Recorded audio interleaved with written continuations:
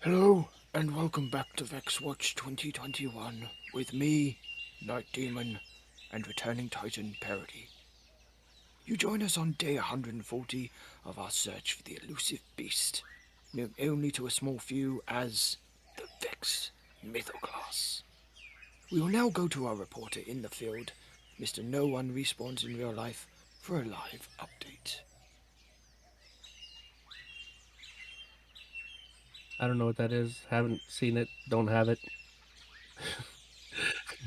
Never heard of it. Come back next week for day 147 of VexWatch. Yep. I've gone in the field 25 times, and I've never even seen this thing. I've heard rumors of it, but I've seen it, but I've seen the wrong end of it many in times. PvP, I've seen a red flash, and then that's it. I haven't seen where the red flash comes from. Welcome to Two Titans and a Hunter, a Destiny 2 podcast. A show where we discuss tips, tricks, and tools to help all Guardians succeed and enjoy playing more. What makes us different? Well, for starters, we're not streamers or YouTubers. We just have a passion for Destiny and are dedicated to keeping Guardians informed and up to date with all the latest Destiny 2 info, news, and opinions. We encourage your questions and feedback. You can contact us either by email at twotitansandahunter@hotmail.com or on Twitter at twotitans_hunter. Now, on with the show. Oh, bless you. Yeah, nope. Oh, Still one no- day, still one no day Vex. it'll happen. 25 runs, still no Vex. I don't think I'm gonna get it. I really did think that you were going to get it last night when you were posting that you might have got it, or you've got one more character to go. And I thought, Yeah. damn it, he's going to ruin my intro. I've spent all night writing that, thinking about what to come You up spent with. all night writing that 10 seconds? Well, dear God. I was writing it. I was thinking, what's the best way to get it all out and Yeah. sound, like David Attenborough kind of ish. But Gotcha. Mm-hmm. Yeah, no, still, for those of you keeping track, 25 runs, no Vex. And at this point, I'm not even a good luck charm anymore, because before, every time I would go on a run, people I would go on the run with were getting it. Now, I've even lost that power. I'm not getting it. Nobody I'm on a run with is getting it. It just doesn't exist somebody got anymore. it after you said that you didn't get it. Yeah, but they weren't It- on a run with me. Okay. Yeah. So maybe you're a bad luck charm now. Maybe your luck Yeah. has changed completely. I am anti-Vex.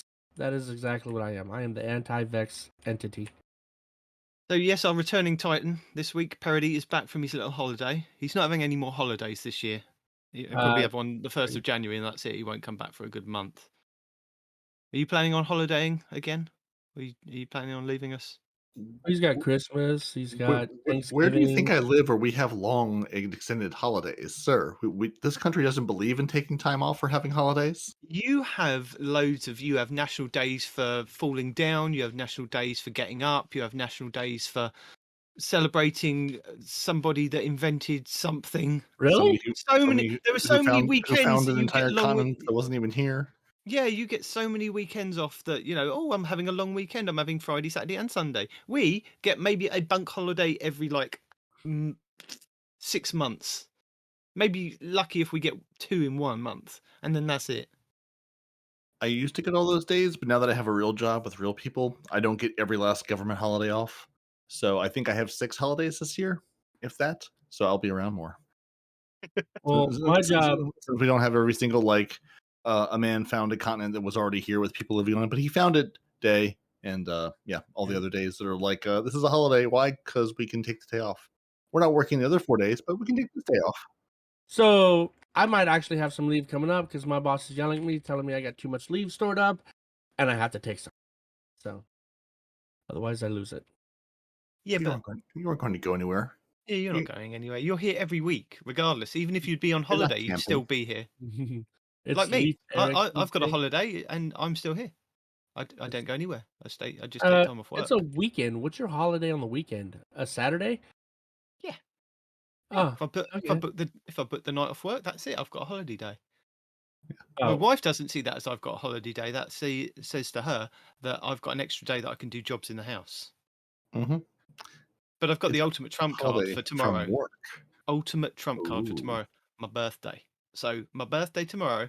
I ain't doing a thing. I ain't doing a thing now. I'm doing a podcast now, but I ain't doing a thing.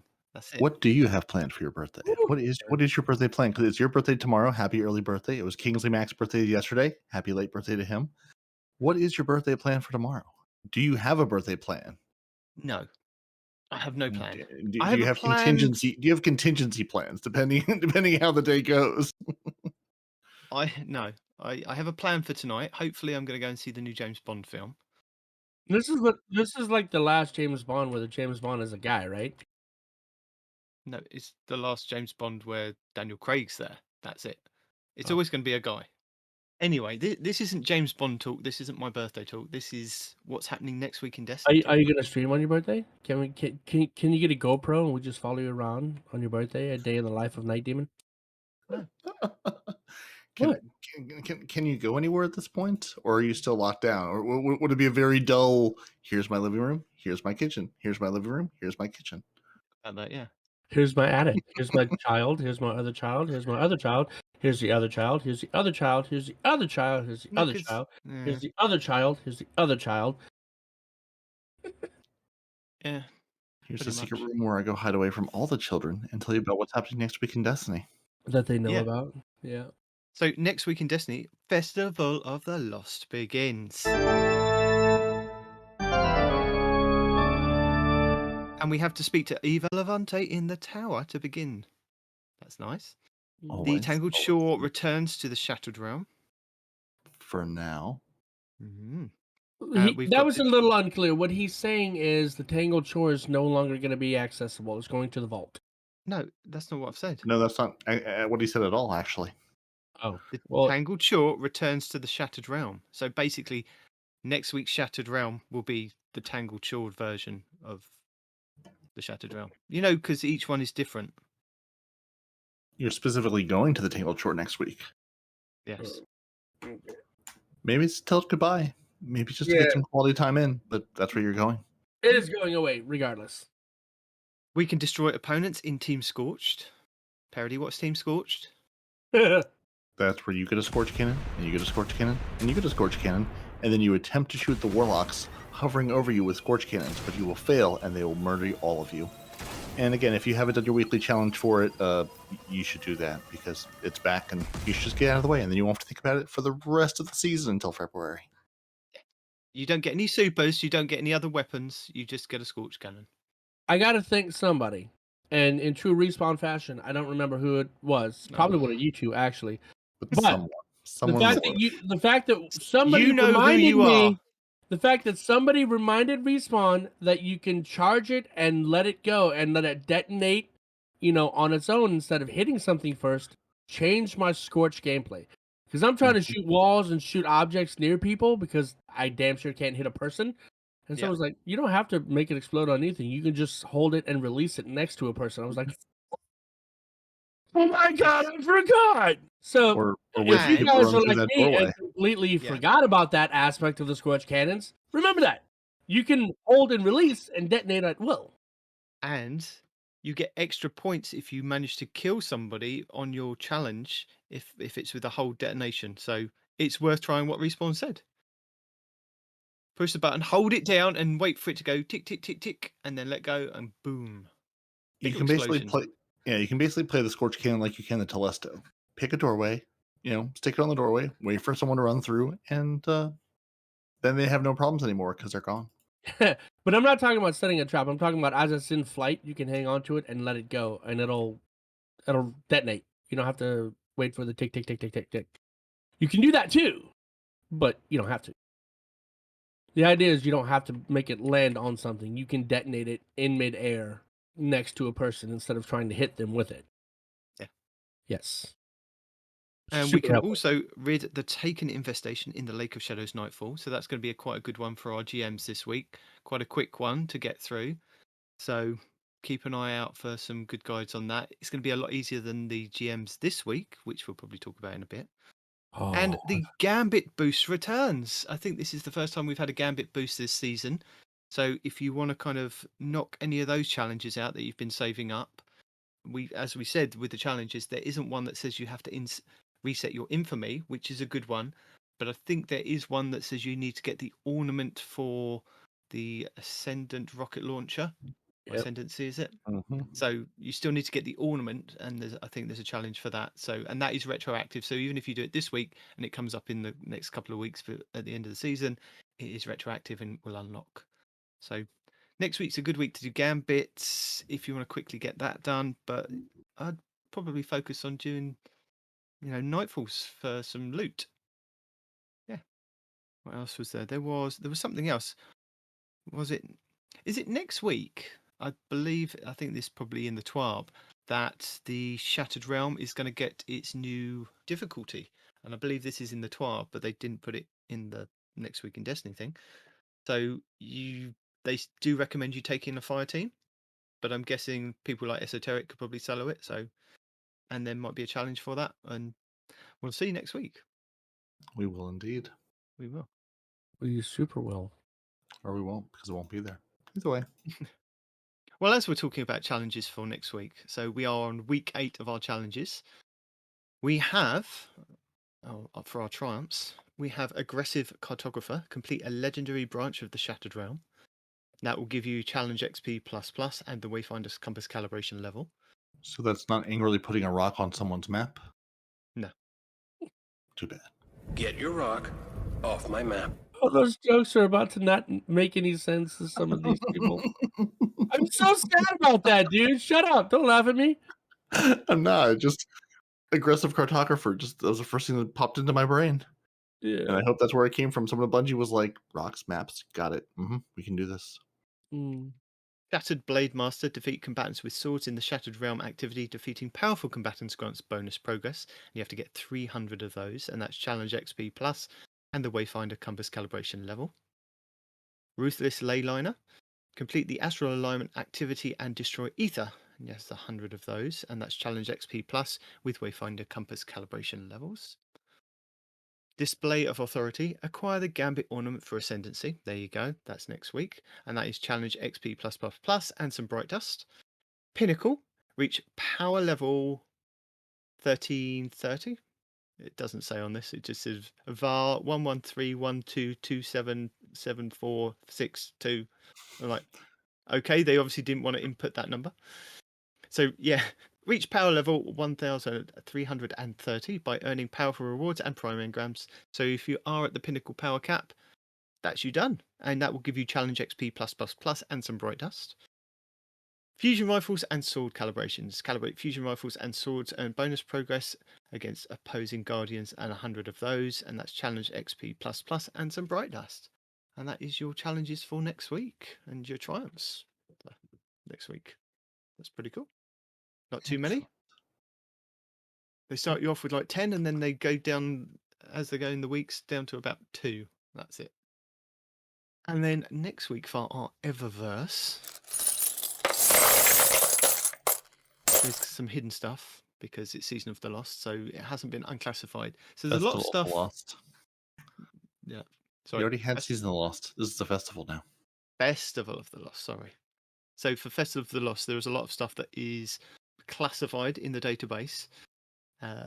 Although we did have, I think, behind the scenes maintenance the other day, but nothing has been released in the API. I'm guessing it's probably going to go live on the day, so they're keeping it all secret. But I can tell you, for some silver, you can get the Gourd Summoner, which is your exotic emote. the way you put that together, I can tell you for some silver, and then like, yeah, you like selling information. Never mind. Go ahead. Gourd Summoner, which is your exotic emote. This is going to be 1,000 silver. And then there's a classified something in the database. It might be 800 silver. It might not be, but it depends. And there's another classified something. So we've got to keep it secret. And then we have our rare emote. It's Showtime, and that will be for 200 silver. And then for our Bright Dust next week, we have the Ghastly Durance, which is our exotic emote. This is the one where you're kind of wearing like ghostly chains on your arms and doing a Oh, hi kid. Yeah, spooky. 3,250 Bright Dust. And then there's a couple of classified things. And then we have the Balsalt Toxic Legendary Shader from a past couple of Festival of the Lost for 300 Bright Dust. The Strange Brew multiplayer emote. I think this is the one where you're standing around a cauldron I could be wrong. I can't remember off the top of my head. But because it's a multiplayer emote, it's for 4,250 Bright Dust. We have the Magnificent Dance. This is our legendary emote for 700 Bright Dust. We have the Cryptolerian Shell. This is it looks like a little black bat on a ghost shell. And that's your exotic one. That'd be 2,850 Bright Dust. Another classified something in the database. The Infected Seeker ship, and this is your exotic ship for 2,000 Bright Dust. Our masks are returning, so Omnigul's mask will be for 1,200 Bright Dust. And then we have the Fanged projection for our ghosts, and that'd be 1,500 Bright Dust. So that is our limited information Eververse calendar for next week. Do we know if they're going to be light level enabled, these helmets? They were last year. They were? I They thought were. they weren't. Okay, cool. No, that was the previous year. Fair enough. But before we get into that, I can Yep. tell you what your lost sectors are going to be for next week. Oh. So starting on Monday, on the 11th of October, will be your K1 Logistics on the Moon, and that will give you your chests. On Tuesday the 12th, that will be the K1 Communion on the Moon again with helmets. Wednesday the 13th will be the K1 Crew Quarters on the Moon for your legs. The 14th will be the K1 Revelations, and that will be your arms.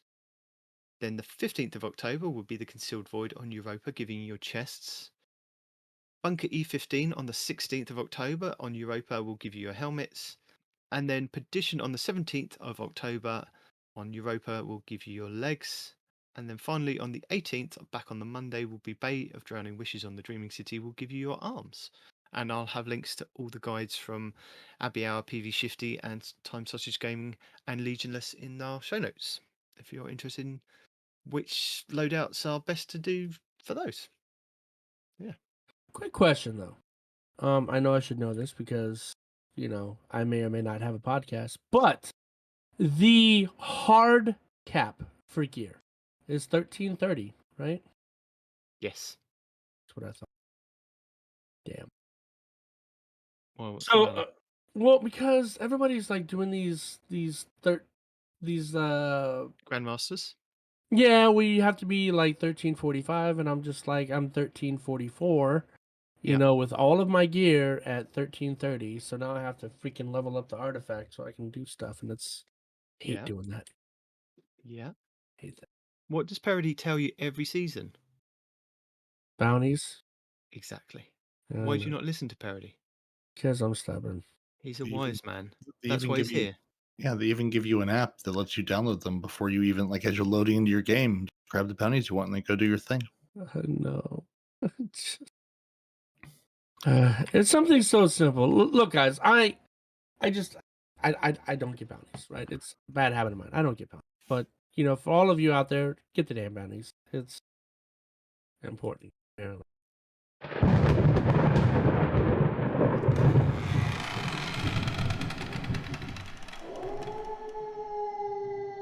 So, speaking of Fest of the Lost, we've got a little bit of information that I've kind of gone back and had a look at the last couple of years' events and compiled what's probably still coming back this year. So, here's a little bit of information that I think might help going forward next week. So, Fest of the Lost is a limited time event in Destiny 2 where Guardians laugh in the face of death and wear masks as they fight back against the encroaching darkness.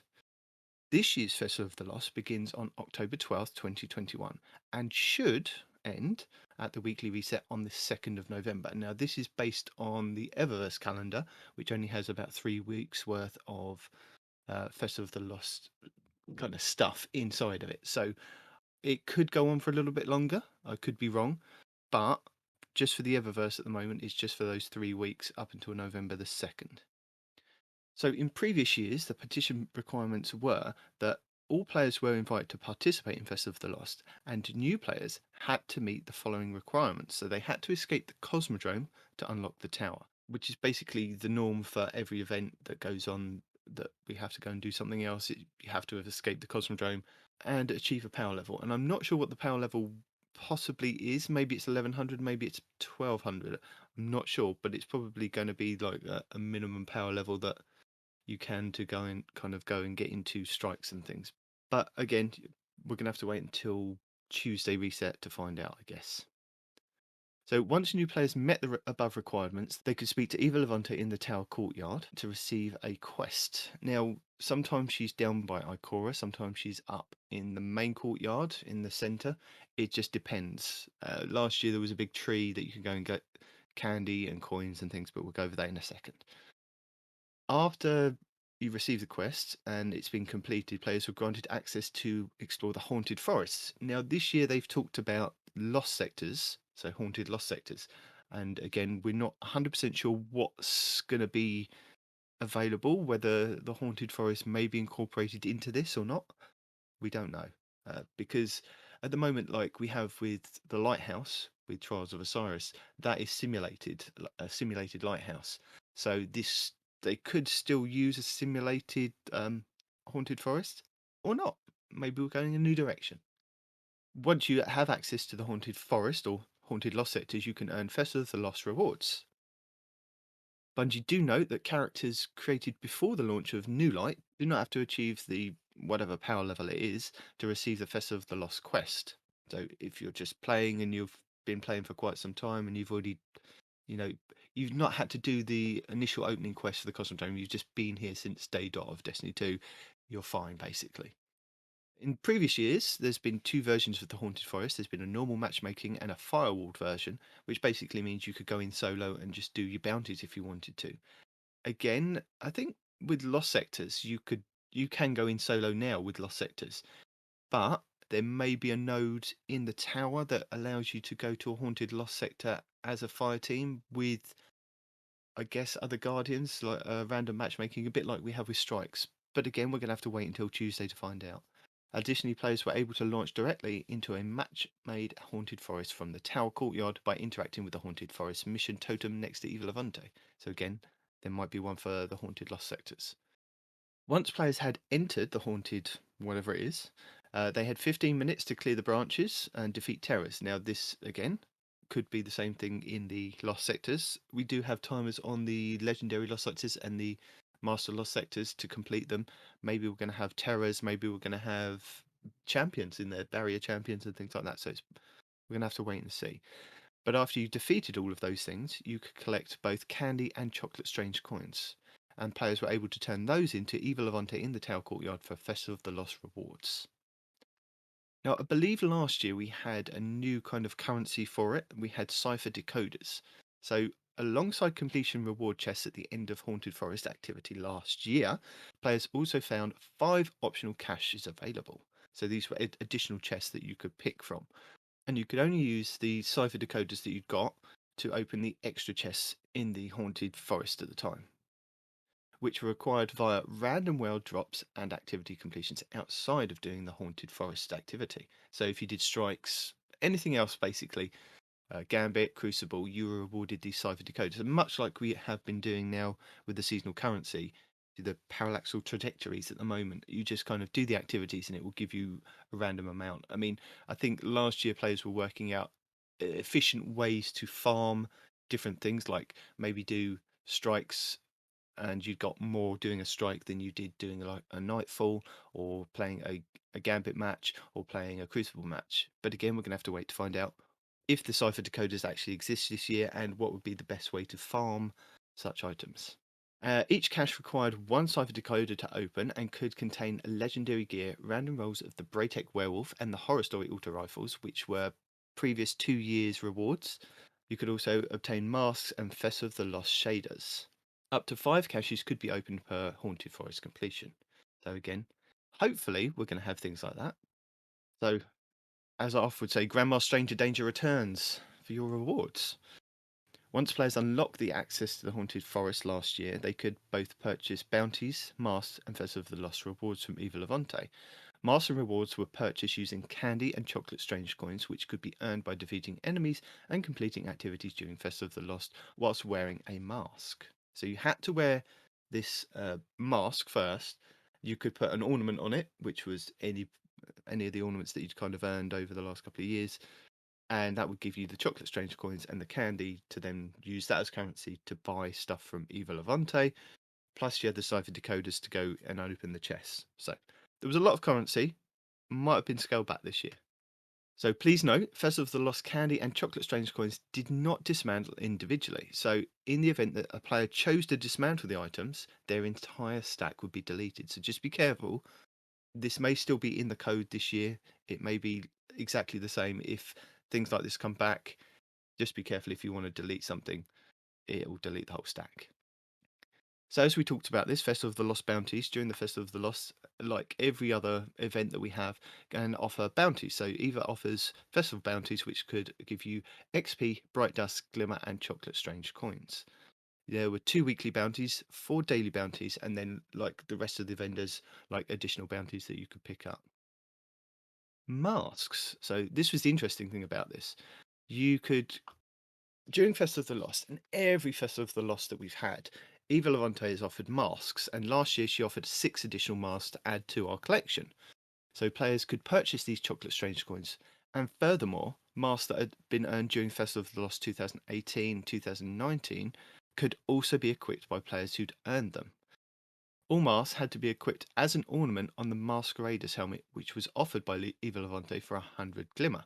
Now, this Masquerader's helmet looks like Master Rahul, the Engram guy in the tower, as a base kind of start. So you could just wear that one if you wanted to.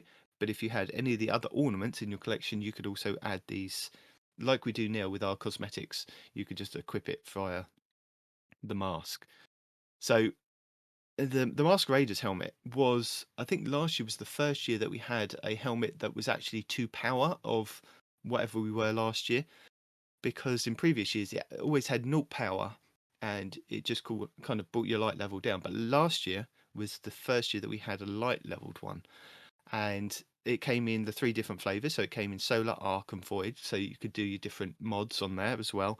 And there was an additional mod slot, much like we have with some of the raid gear now, for the Festival of the Lost mods that you could equip. So maybe this year there may be a 4th version. There may be a Stasis one now that we've got Stasis armor. So keep an eye on that in case. But last year we had the Fractured Traveller mask, the Varix mask, the Exo Stranger mask, Anabray mask, the Wrapped Traveller, which was wrapped in bandages, and a Bubbling mask, which was a cauldron. In previous years, I think we've had like nearly every character. We've had like Shax, we've had Aldrin. So you'll probably see a lot of Aldrins screaming, walking around the tower and things like that. So it's good fun if you've got them. And sometimes the Eververse does offer them to be purchased. I don't know if they're going to put some of them back in the game. They did last year. There was a lot that were kind of just put back in the game that had been in the previous years that then people could earn. So it's a bit like everything. You know, you've had that time that you earned it the first time, and now other people will still be able to get them. So your rewards during Festival of the Lost. Eva Levante offered players special rewards to show off the spirit of the season. So you could get the Masquerader's helmet, which was required to equip the Mask and Festival of the Lost mods, and this only contributed to the player's power whilst the Festival of the Lost was active. So if you have one in your collections now, like Andy and I do, it went down to 0 power. So I'm just waiting to see if it comes back, because I've kept one of these Masquerader helmets just for science, basically. So the rewards that Eva Levante offered you were the Masquerader's helmet in the various different flavors. You could have an epic grab bag, which mainly gave you legendary loot, shards, glimmer, things like that. The mysterious grab bag, which was kind of blue gear. And then there were 3 exotic items that you could earn. So there was the Restless Shell, the Tomb Rider, and the Wrap Speed. So these were all like Ghost Shell, Speeder, and Ship, all wrapped in bandages like a mummy, which was quite cool. So these might be back in kind of a rotation or earnable from Eva Levante. Again, we don't really know at the moment. So the mods, we talked about the mods that are unique to these helmets, these Masquerader helmets. So once players had purchased this Masquerader's helmet from Eva Levante, they could equip masks as ornaments and apply Festival of the Lost armor mods. Now, it looks like the Masquerader helmet is coming back, because in the first week of the Eververse, we've seen like an Omnigul mask. So again, I think these things are going to be, you have to kind of do it as part of the quest. This is why we're kind of going back over it and letting you guys know that this may be a thing. Once you've purchased your Masquerader helmet from Eva Levante, you could equip the mask as an ornament, and apply the Festival of the Lost armor mods. So these mods could only be applied to the Masquerader's helmet and were only active whilst in the Haunted Forest. Again, maybe Haunted Lost sectors this season. So we had High Purpose. This gave you significant damage resistance whilst airborne, significant increased damage to all enemies, and increased the drop chance of heavy ammo on a kill. And this was like a little pointy arrow upwards. The Vampiric Touch. This was like a half moon with a moon inside it with a plus symbol. Significantly increases damage to challenging enemies. Precision kills trigger health regeneration and increase the drop chance of heavy ammo on a kill. And then we had Energetic Assassin, which was like a target with a fist and a grenade inside of it, which was precision kills granted grenade and melee energy, significantly increased the damage to terrors, which were the main bosses, and increased the drop chance to heavy ammo on kills. So please note, tooltips for the Festival of the Lost mods indicated that their perks must be unlocked to defeat terrors in the Haunted Forest at the time last year. That wasn't true. The perk upgrade for the Festival of the Lost will become active as soon as the mod is equipped, whilst players are in their activity of the Haunted Forest. Because I think this was a kind of continuation from the previous year, where we had to equip the mods. We then had to go and play the activity to unlock the various different tiers of the mod for it to then work. And then last year, I think they just decided, oh no, we're just going to unlock the whole mod, so you can just equip whichever mod you want whenever you want it, and you can just rotate round. And I think the idea was like you'd have one person rocking each mod, so you could all do different things going through this Haunted Forest. But the increased heavy drop on kills was across the board. But like you'd have somebody that could take out a lot of the minions, somebody that could take out the challenging yellow bars as you got through the Haunted Forest, and then you could have somebody taking out the terrors, which were the main bosses. So in addition to all of that, we had Festival of the Lost Triumphs, which will be returning this year. I think they are kind of hidden in the database. I kind of had a look to see if I can find some stuff, but at the moment I can't. The only thing that I can find that is in the database is what masks are potentially coming this year. So thanks to Forza on YouTube, posted a picture of this year's masks that are in the database. So we have an Eramis mask, a Sweeperbot mask, a Penguin mask, a mask to celebrate Festival of the Lost 2021, Ada 1 mask, the Honk Moon mask, Tanix mask, a Pyramid mask, and Shaded Titan mask. Interesting. So yeah, we have triumphs that can be found on the triumph page under the seasonal and events. So again, this will probably come back this year. Once the event goes live, it'll be under the Season of the Lost and then the separate events tab in there. Every year, players have until the Festival of the Lost concludes to complete these triumphs. Once the Festival of the Lost ends, they will no longer be eligible to progress, and incomplete triumphs will be hidden. Please note, Festival of the Lost triumphs that have been unlocked but not been claimed will be inaccessible after the Festival of the Lost ends on, I think it's November 2nd, as we said. In order for players to ensure they receive credit for these triumphs, they must claim them as soon as they are completed. That's going, that's with everything that we've kind of go over each month, that something's being taken out of the game or something's stopping. Make sure that once you kind of see the little diamond symbol above the triumph seal, go in, click it, make sure you get the points, because we all love a bit of triumph. We do, even these two. So last year's additional information was that you could hold up to 25 cipher decoders before you needed to go and open some chests in the Haunted Forest. I remember there being a lot of people complaining about this. They may have upped this for this year, or it may be just capped at 25. I can't remember whether they, after the 25, it just stopped, or if they went to your postmaster as well, so you end up with 50. Again, I can't remember, so I do apologise. There should be both earnable masks and masks available for silver and bright dust, as there have been for the last couple of years. Any triumphs involving masks did not require masks from the Eververse store, because there were a couple like you had to earn a specific mask that Eva Levante had, and then make sure that you kind of had that equipped while you were killing people. Like, I think it was like the Omnigul mask, and you had to go and kill Hive and things like that. So there were a few kind of triumphs that required you to wear masks, but not ones from the Eververse store. All new Eververse items were available for both Silver and Bright Dust, except there was a 1-inch punch finisher, which was only available for Silver. And from previous, I think it was 2018, maybe 2019, there was a toothbrush quest. And last year they told us that the toothbrush was still just a toothbrush. Again, I think like many people have held on to these things. I'm one of these people. I still have my toothbrush in my inventory, waiting for something to happen with it. Maybe the toothbrush is just not a toothbrush this year. Maybe it's something else. Last year, Paul Tassi over at Forbes pointed out on Twitter, posted by Sentis, they recommended that you pull your horror story and your Braytech werewolf out of your collections now, because when the event launched, they'd be tagged as Season of the Arrivals, which means they were to power level. So if you did earn these in previous years, you can go back and have a look to see if you can pull these back out of your collections. I was able to do this, and at the time, this was when we were going to be capped at 1360, but we're not capped at 1360 now. So there is still a small chance that you'll be able to pull these out of your collections if you still have them, and if it's still available to do that. So you may want to have a look at these if you did earn these a couple of years back and you thought, oh, I'll have a look at them. And a side note to that, ones in your vault from the previous years had not been updated. So if you'd hung on to random rolls of them, they weren't updated. So I think I still got one that is capped. I think a horror story that's still capped at 1060. But hey ho, maybe I'll get rid of it, maybe I won't. It depends on how much of a space that I need.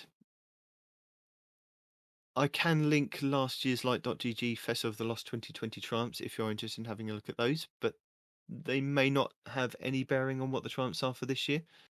But if you're interested, the link will be in the show notes. And I believe it was 2019, the festival kicked off with a small quest requiring you to speak to Eva, and she gave you a box of raisins. And this led you all around the tower and off-world, visiting different vendors and different kinds of they gave you kind of different kinds of candy to then give to another vendor and take to the next person. It was like a quest giver on the next list. So you just went around and visited all these different people. So you had to visit Spider, and he gave you things like winged chews. You had to visit Anna on Mars at the time. And basically, you just went around all the different vendors, and you ended up round in a big circle back at Erismorn, and you had to do a dance in front of Erismorn. It was City for Humans, Graceful for the Awoken, and Popping for Exos. And then she gave you the toothbrush and a shader. And again, the toothbrush is still a toothbrush. I believe we had a kind of smaller kind of quest last year of just going around and visiting vendors and giving them different things. So last year they did say don't pull a mask from your collections or vault before you visit Eva Levante, because she'll only offer you a 950 power Masquerader's helmet if you do. Otherwise, it will be light equivalent to you. So I think people that had held on to masks from the previous year thought, oh, I'll pull them out of my collections, I'll pull it out of my vault and have it on my character. Eva would then only offer you the 950 version, whereas if you didn't have any, you got like a 1200 power level item from her, which probably be the same this year, because unless she's been completely reworked, things like this kind of end up sticking around in the code. Last year, because it was offered at the power cap and not the pinnacle power cap, people could infuse it up to the power cap if they wanted to, and that would cost you 500 candy to infuse it up. The roll that you get is fixed, or was last year. It's exactly the same roll as previous years. So I believe it was like mid 40s, 50s roll. So it wasn't a good stat roll for what we had, but I believe that they were all the same, just in the different flavors. Don't forget to remember to equip the relevant mod on the Masquerader's helmet before you do the haunted activity this year as well. Otherwise, you won't get the benefits. The triumph last year, Many Faces, was to acquire the Fractured Traveller's Mask, the Verix Mask, Exo Stranger and Anna Bray Mask, and the Rat Traveller Mask. And these were all in increments of different things. So the first one was 10 strange coins, then it went to 20, 30, 40, and then 50. Again, this year, with what we said with the mask that were returning, it'd probably be the same thing, and there'll be another kind of triumph to do that. The Restless Shell was 20 candy. The Tomb Rider which was your Sparrow, which was 300 candy, and the Rap Speeder Ship was 500 candy. if you wanted to get different Masqueraders helmets from Eva Levante, so you got your first free one and you wanted to get it in a different flavour, it would cost you 100 glimmer, and it would only give you kind of a light level that was really basic. It wouldn't give you anything else. So it was one of those things like, you got one, but I'm guessing it'll be like whatever the power level, minimum power level is, like about 1200. And then if you wanted to infuse it up, it would cost you the 500 additional candy to infuse that. Epic mystery grab bags were 1 strange coin and 300 candy, and the mystery grab bags were 150 candy.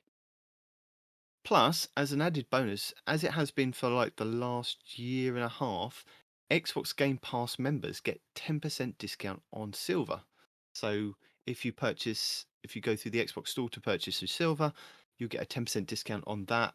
So if you want to buy some Festival of the Lost items that aren't available for Bright Dust, there you go, you get a little bit of a discount for just being on Xbox.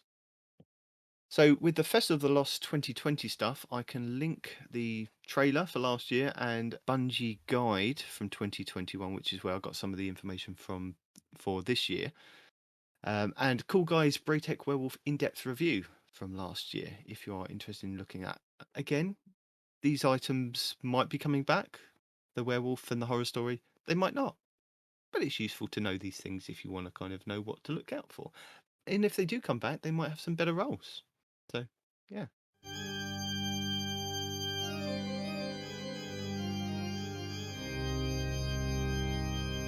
So, before the 12 drop this week, Bungie released a little blog post updating us on the information of the Destiny Content Vault and what's going into it next season. So last summer, they introduced the Destiny Content Vault, which is the DCV. So if you haven't heard of this, this is basically Bungie's way of taking content out of the game, improving it, and then potentially bringing it back in. Now, last year when they went over this, basically they told us that all the stuff that is in Destiny 1 is in this Destiny Content Vault that they've been working on. They're slowly porting it over, then they're updating it, and then they may bring it into Destiny 2 if they see that it's viable and it's something that we might want, like with the Vault of Glass. So they brought that back in the Legendaries tab. We now have access to the first raid that we had in Destiny 1, and that's how they were able to bring it back with the Destiny Or Content better or worse. Yeah. Also, with the Destiny Content Vault, they took a lot of planets and a lot of activities out of the game to make way for what they said is, new content coming in. So when Beyond Light hit, there was a lot of planets that were taken out. We had Io, we had Mars, Mercury, and Leviathan, which was a kind of big area. And that was all put into this Destiny Content Vault that we can't access until they say, oh, we're going to put that back in the game. So that's a brief overview of what the Destiny Content Vault. Have I missed anything else out, guys? That's basically what it is. They didn't bring. It's a misnomer. They didn't bring the Vault of Glass out of the Content Vault. They brought Vault of Glass from Destiny 1. It hasn't gone into the Content Vault yet. As of this moment, I don't think we've seen anything come out of the Content Vault yet. When they explained it to us last year with the Destiny Content Vault, they said that Destiny 1 stuff is going to be in the Content Vault, which is why they can then pull it across into Destiny 2. I mean, that's an excuse, but is it accurate though? Whatever. I don't care. I'm getting into semantics. It's all stuff they've through the history of Destiny. It's all stuff they've made that they can or cannot bring back into their current game. That's basically what it is. Yeah. We're getting into semantics whether it was here or not, but it's all things Bungie have created that have appeared in a Destiny game of some sort. That like will the either be in or not. Yeah. I'm sorry, man. I'm trying to get hyped about it, but I'm so afraid for the disappointment that I know is coming. It's just to disappoint everybody in every way. So why bother bringing it back anyway? So the DCV was created to help us achieve our vision for the game through our trio of upcoming expansions and beyond. So that's Witch Queen, Lightfall, and the Final Shape. By cycling selected content into the DCV, the team has been able to focus on bringing new activities and adventures at an incredible pace, with weekly updates that introduce new gameplay wrinkles, new activities to enjoy that push the Destiny narrative forward. The impact of the DCV can be seen throughout Destiny 2. Very popular new activities such as Battlegrounds that have persisted through Year 4 to innovations that have made the routine experience of Destiny better for every player. For example, the DCV has provided a great deal of technical breathing room that the team has devoted to important improvements to the Destiny experience. Upgrades such as drastically reducing our patch response times, improving load times, offering quicker access to UI such as your inventory or the map, and other links directly to the opportunities that the DCV created for the team. They wanted to let us know what they're going to be updating in our DCV. Throwing things into the vault, not of glass, but of Destiny content. Yes. Looking ahead, looking behind. Following the release of our 30th anniversary celebration in December, Year 5 of Destiny 2 launches on February 22, 2022, which we have now named Tuesday. Get it? Because it's a bunch of twos. I've stolen that from somebody. I did tell you who I was going to steal it from, but I can't remember now. Anyway, in addition to all that brand new content, we're bringing a carefully curated selection of content out of the DCV, including a classic raid, 2 PvP maps from Destiny 2, and 1 classic PvP map from the original Destiny, which they did tell us about that they were going to do when they laid out what was happening with the Witch Queen. They haven't given us times or dates when these things will be appearing. I think they did say something like the 2 maps from Destiny 2 would be coming. Was it the first season in the Witch Queen, and then I think the second season would be the PvP map from Destiny 1. They did lay it out, but they're not rehashing what they already said. They're just saying this is what apparently is coming back. Again, the same thing with the raids. They say it's a classic raid, but then does that mean it's a classic raid from Destiny 1, or does it mean it's a classic raid from Destiny 2? They're being very So, ambiguous about this. Are they, though? Hear me out, right? Oh, okay. So if you've noticed, they're bringing back a lot of Wrath of the Machine type stuff. We've got another Wrath of the Machine Sparrow. We have another Wrath of the Machine Ghost. We have a Wrath of the Machine Ship. Another one, right? So where have we had another one of these? Hell, in the store right now. Is it? Yeah. Here, I'll show you. Right. That's not the store. Come on. Store. Bam. Right here. God. Come on. So See you're right thinking here. it's going to be Curtis End, is what you're saying? Well, I'm hoping it's going to be another Wrath of the Machine, you know. I mean, because in D1, that was probably my favorite raid. You know, mechanically speaking, visually speaking. I mean, I liked the whole thing. Like, that was the first raid that I actively was a part of every week. You know, I was looking forward to it. Even after I got the stuff I wanted, even after I got the outbreak and everything like that, I would still go into there and just do the raid because I just thought it was fun. It's more right? Warmind stuff. Looking on your stream, that is more. I mean, Warmind, Siva, Warmind and Mars. No, different, but not the same. No, they're all triangular. It's just this one doesn't have tendrils and stuff going on it. Warmind. No, Siva Warmind. Warmind and Mars. That reminds me of with Escalation Protocol. I mean, you're entitled to be wrong. It's fine. I still I look at it and I'm thinking and I'm wishing Wrath of the Machine. That's all I'm saying, right? You could get a Wrath of the Machine because, granted, even though it's not covered in Siva, Wrath of the Machine was all about the shapes and the triangles and this and that and the other. So if that had Siva all over it, you'd agree with me. But just because it doesn't have Siva, you're like, oh, it's Mars. Well, Mars isn't coming back. But you know what it is? Wrath of the Machine. I hope. I don't know. I think story-wise, it would make more sense to either bring Kingsfall or Crota's End back to fit in with Savathûn and Xivu Arath. But they didn't bring Vault of Glass back just to fit in with the story, so they could just do whatever they want with the Legendaries tab. So I think it's going to be a raid from Destiny 1, but it could be any of the raids that have been DCV'd from Destiny 2. So, we could have the Scourge of the Past come back, we could have had Leviathan, we could have had Eater of Worlds, any of those ones that were on Leviathan come back and just be put in the DCV. Because I think we'll probably cover it later on, but there are hints that Callus may be returning, which is quite interesting, as part of story beats that are coming further down the line. And hopefully Bungie have listened to feedback from the community of saying, you brought back the Vault of Glass. It could have tied in with the season, but you didn't tie it in with the season to make more sense. They could bring back Crota's End, they could bring back King's Fall and tie it in with the season or the expansion for that couple of months of this is the reason why this is back in the game. Or they could just use it as a legendary stab.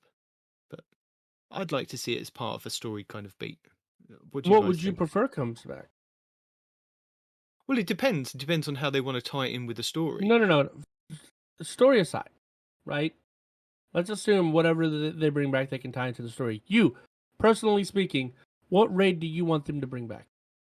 I'd like them to bring both of them back, but I'd like Crota's End to be returned as a dungeon, and Erismorn to explain. Is that the one where you could solo him with a sword? Yes. Okay. What I'd like a long strike. Yeah.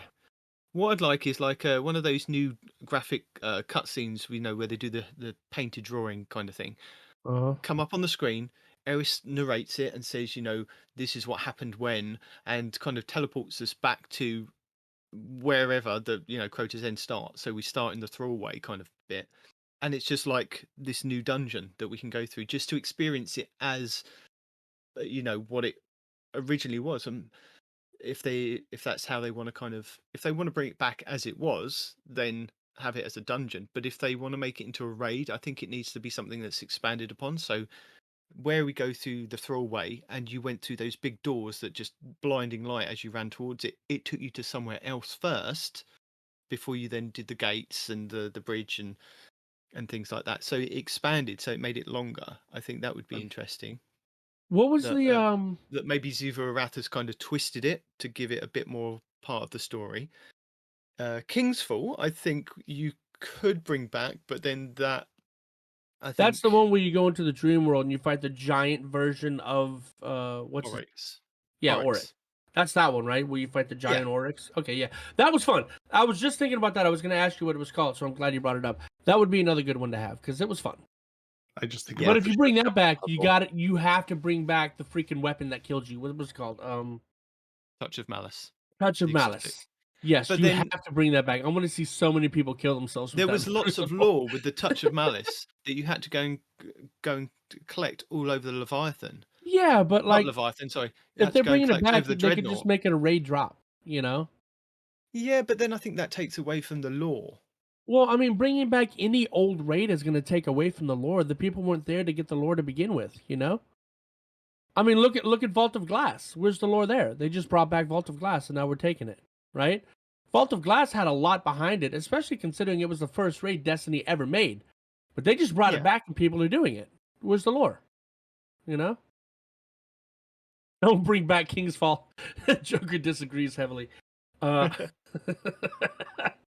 no, I liked it, man. I like the aesthetic. Did you not enjoy the ship jumping puzzle? Everyone enjoyed the ship jumping puzzle.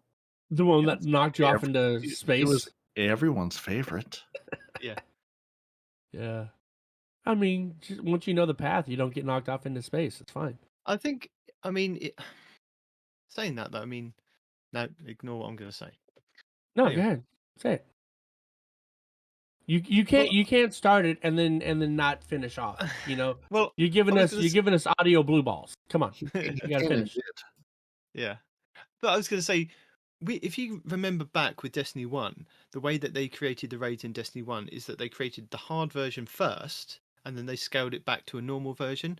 And I think it would be easier for them to bring those raids into Destiny 2 with people kind of thirsting over the fact that they want harder content. So that's why we've got like the two versions of the Vault of Glass. We've got the master version and the regular version. So it would make sense to bring back like the original Destiny 1 raids, because there are those two versions there to bring over, which is, easier, I think, than making the other ones harder. Because if you remember Leviathan, it was just wasn't it just kind of scaled up in how much damage output they were doing? There was a few slight mechanic changes with the Callus in his throne world, and the way that you captured plates in the baths and things like that. There was slight variations, but it wasn't.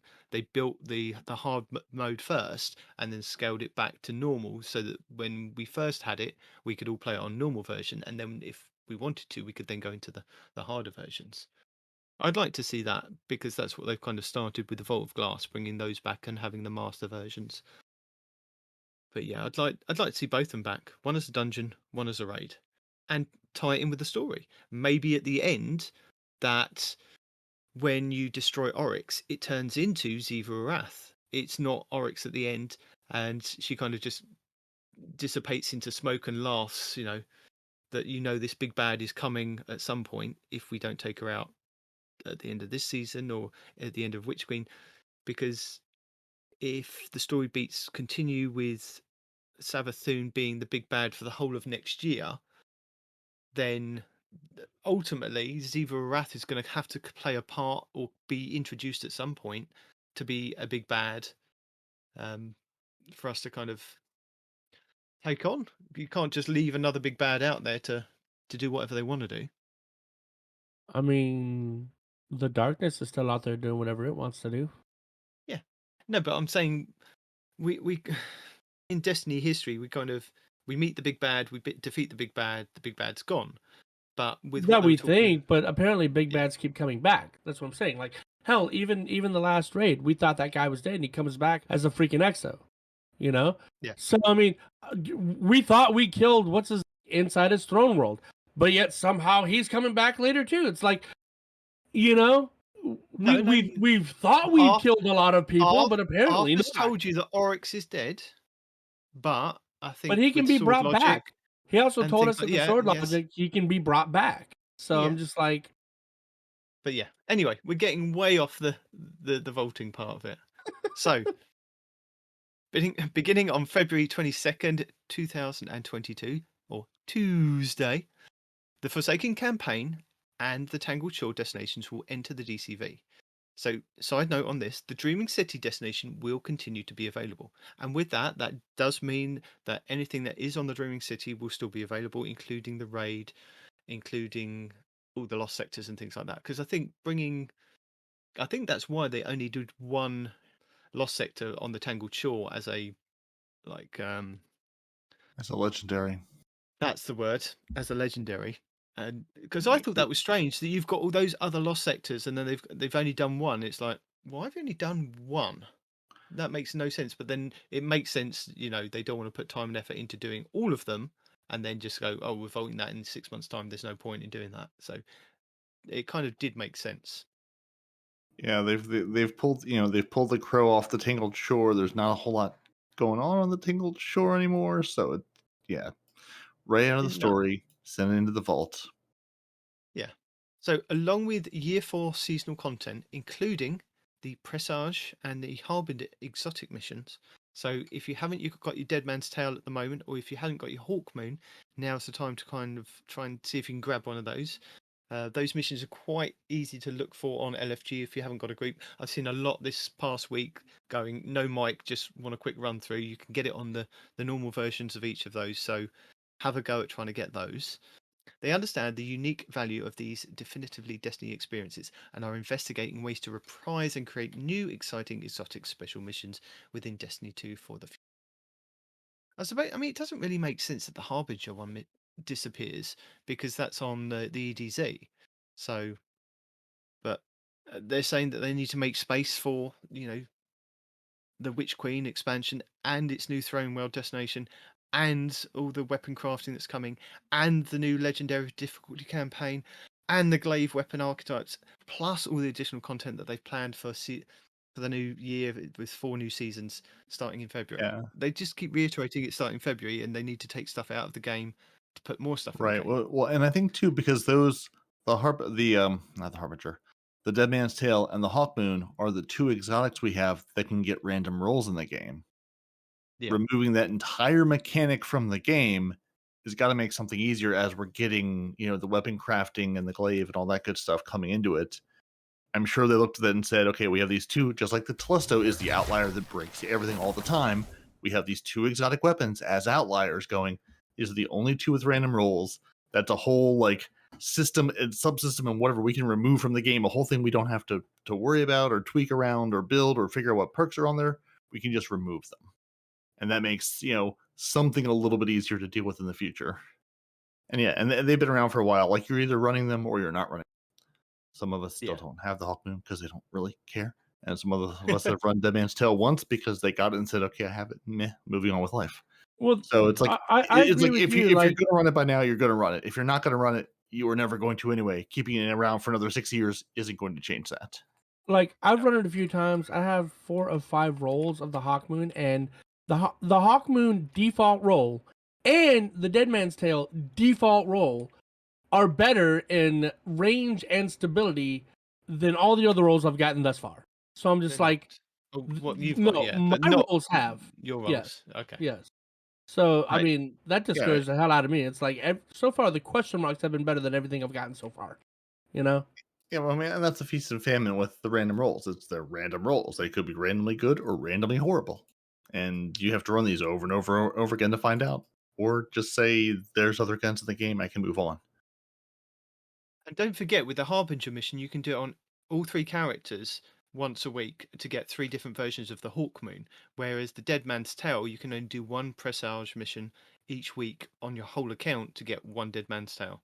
So, yeah, I mean, it does reward you with a pinnacle powered, both of them do at the moment, to reward you with the pinnacle power drop as well as the exotic. So you get the exotic every single time you run it each week.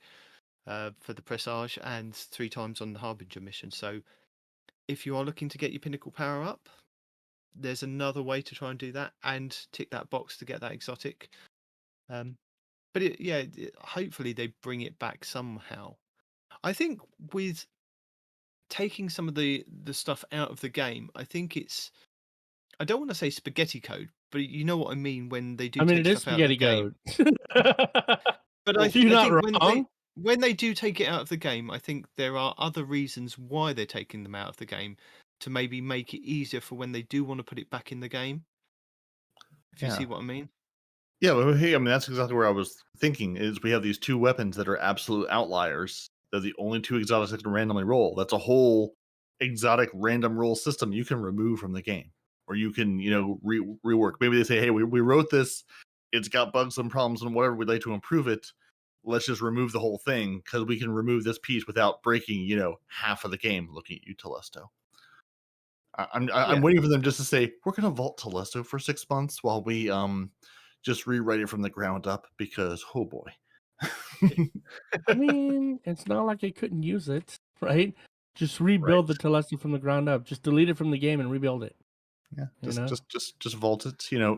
Give me a display case in my vault, or in my ship that I can go and travel into, and look at my lovely Telesto in its display case, and then I can reopen it on sometime Or- in 2023, and we can bring it back out again and love it. I love my Telesto, but I also understand if you need to fix a very broken thing, fix a very broken thing, because it will make things better. Yeah.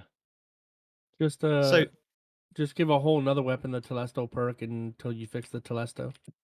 There you go. Or just Telesto instead of the Galahorn being the Galahorn, have us shoot Telesto bolts. Boom, done. Hey, you know what? Now You're it's not wrong. Telesto rocket launcher. You are not wrong, sir.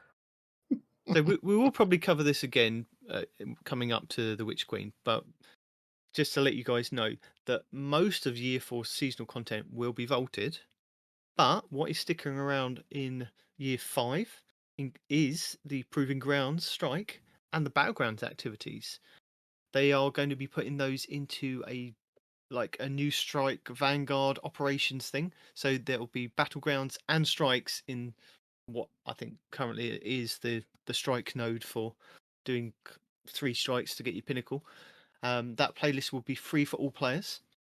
In addition, the Warden of Nothing strike will remain in the game and be available to all players for free. So this is the one that is on the Tangled Shore at the moment, where you go into the Prison of Elders. That will still be, I guess, in the strike playlist, or this new Battleground Vanguard Operations playlist, because you won't be able to go to the Tangled Shore and select it. So it's got to live somewhere. So it's going to live there, I guess, unless it goes into the Legends tab as well, if you want to play it. Just Can you it will live. select it manually though if you want to go to that very specific strike, or do you have to wait for it to come up in the rotation? Because that's gonna suck.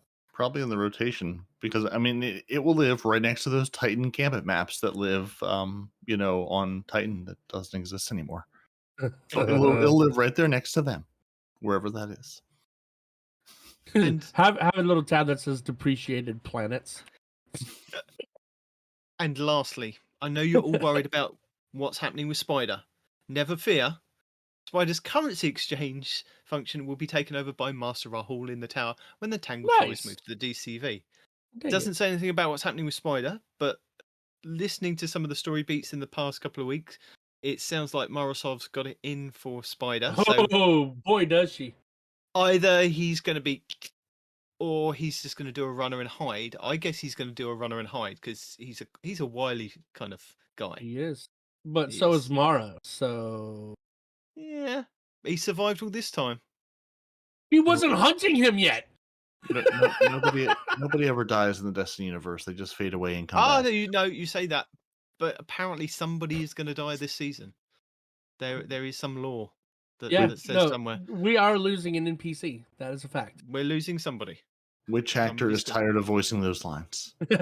Spider. God, I wish it was Zavala. Don't get me wrong. I love the voice actor himself, but I hate Zavala as an NPC. I really do. Lance Reddick is a beloved man. He will never abandon us. Who? Oh yeah, the actor. Yeah. Who's the Who? voice actor who voices? Or Hawthorne. Hawthorne, I'm not really a fan of her either. She's just a bird. The bird does all the work. She's a human that has a bad spot for Guardians, and I understand why. Don't get me wrong, but go away. A question I do have, and I don't know if you guys can answer this at the moment.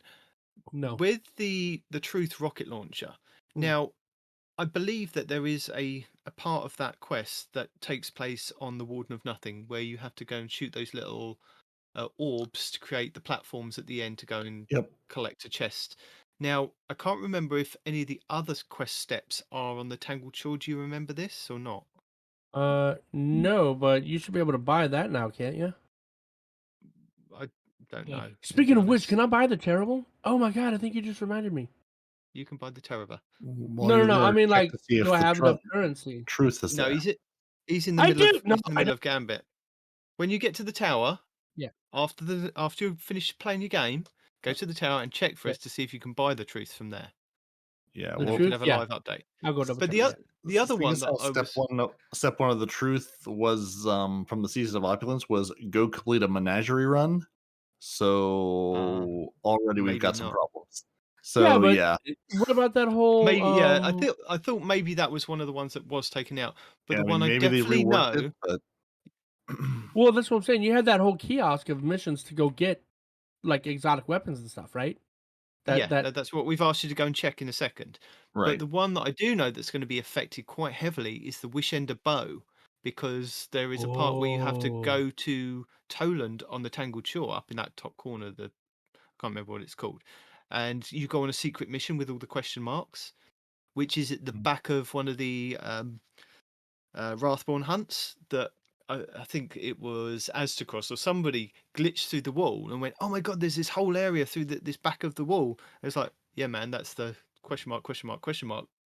If you've done the Wish Ender, we've already been on that mission. Like, so yeah, there is that one of the steps. I know that you have to do that, and then you have to then go into the Shattered Realm and the dungeon on the Dreaming City, which is still going to be there. You're still going to have the dungeon. You're still going to have the raid, the Last Wish.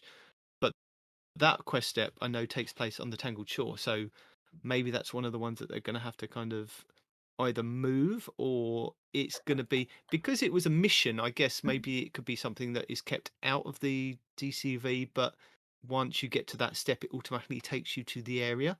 Because that's what it does. When you go to the Tangled Shore, you click on Toland and it takes you into a mission kind of thing. So maybe it is something that they're going to keep around. So it'd be interesting to hear a bit more clarification of what's actually going to be affected by the Tangled Shore being vaulted. I'd like a bit more clarification. Yeah, it could be one of those things. It could be one of the things where they just auto complete that step for you, or redo that quest and say, hey, which is also the infuriating thing about trying to look up how did we do that quest back then, because it's changed 16 times between now and then.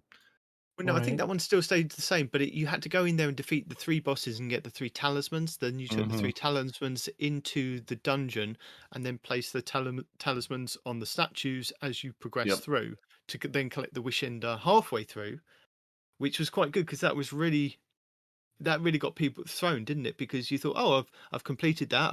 I've got the Wish Ender bow from the statue, and then it was like, oh no, there's this whole other area we dropped down into. Oh, this dungeon hasn't finished, and you continued on, didn't you? To was it Dulankara?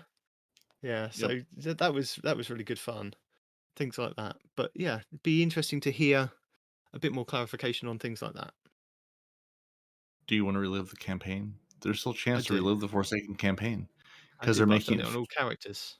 Well, in case you haven't, or for some reason want to do it again, they made it available, or they will make it available free for all players from December 7th until it enters the vault in February. So you'll have those couple of months to go relive the Forsaken campaign, the epic narrative, and experience the origins of Aldrin Sov before he became the Crow. And then maybe you'll have a little more idea of what's going on right now.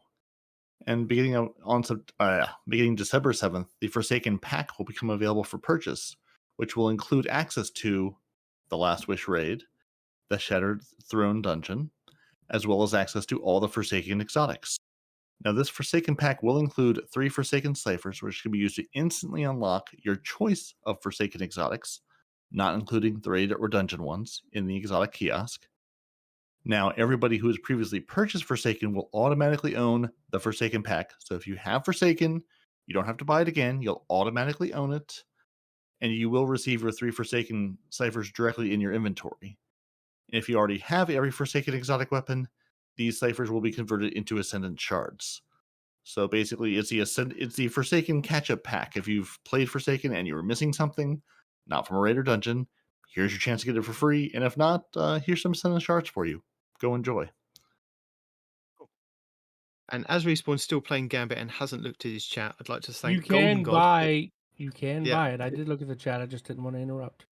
I'd like to thank Golden God for letting us know that you can buy the Truth Rocket launcher. So I thought that was the case. I do vaguely remember them saying something about that because of the quest steps, but yeah. We'll see with the Wish Ender bow. Yeah. Now it's interesting because they do say, because what our Forsaken exotics are the Cerberus +1, which no one remembers, the Wish Ender I remember bow, that the shotgun auto rifle. Yeah. right? The Wish Ender bow, which I'm guessing we're counting as a dungeon exotic because you have to get part through the dungeon. The Trinity Ghoul bow, 1,000 voices, obviously raid exotic. The Malfeasance will be available. Your Ace of Spades, your Queenbreaker, your Two-Tailed Fox, the Chaperone, Lord of Wolves, Black Talon, Wave Splitter, and then armor that we don't care about for this purpose. So there's a number of good things in Part there. of that mission was on Titan. You had to go and get caged chests, wasn't it? So I think that one would already been either put into the thing at the tower that you can go and collect the exotics, so you could go and buy the exotics for the ciphers. So I think Yeah. that one was already kind of taken out. But it says not including raid and dungeon exotics. So your 1,000 voices or 1K won't be available.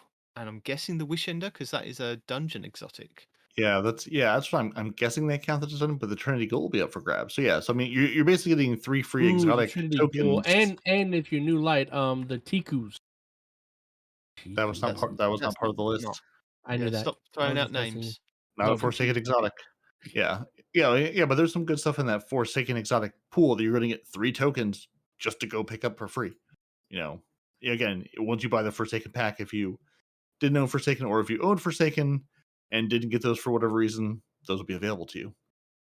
And and then that'll bring us into 2022, and they're very happy with how 2021 went, and they thank us for playing, and 30th anniversary, Witch Queen expansion, Season Redacted, as well as those stories that are a bit further away, like we've mentioned, Lightfall, Final Shape, and everything that follows. So that's what's happening with our Destiny Content Vault update, which really I think Kingsley Mac retweeted somebody on Twitter, the Mano Destra, who put it really simply in a way that I appreciated. They tweeted, Bungie can either vault 3-year-old content that is really played, or players without PCs, next-gen consoles, huge hard drives, and also the development and consistent, reliable updates and expansions to the game. Seems easy to me. So Yeah, I mean, I've take heard out a the lot old of stuff, people. or you sacrifice the new stuff. It's basically what that boils down to. I've heard a lot of people complaining on Twitter and things like that. We're not going to kind of get into that.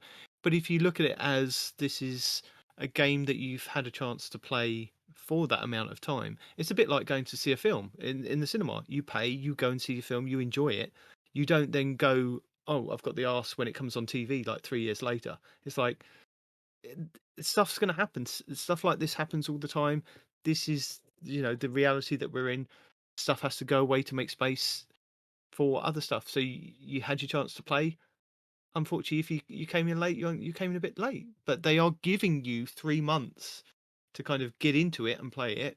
And yes, they've said that, the campaign will be free, but other stuff you will have to purchase. Because Forsaken came along with the Dreaming City, which is still sticking around, then you will still need to kind of purchase those parts of it to actually play those parts. That's your carrot at the end of the stick. Yeah. But if you have Xbox Game Pass, I believe Forsaken, Shadowkeep, and Beyond Light are all included in the Xbox Game Noise you're Pass. making, Peroty. Mm-hmm. Mm-hmm. Mm-hmm. What the hell did we devolve into? Yeah.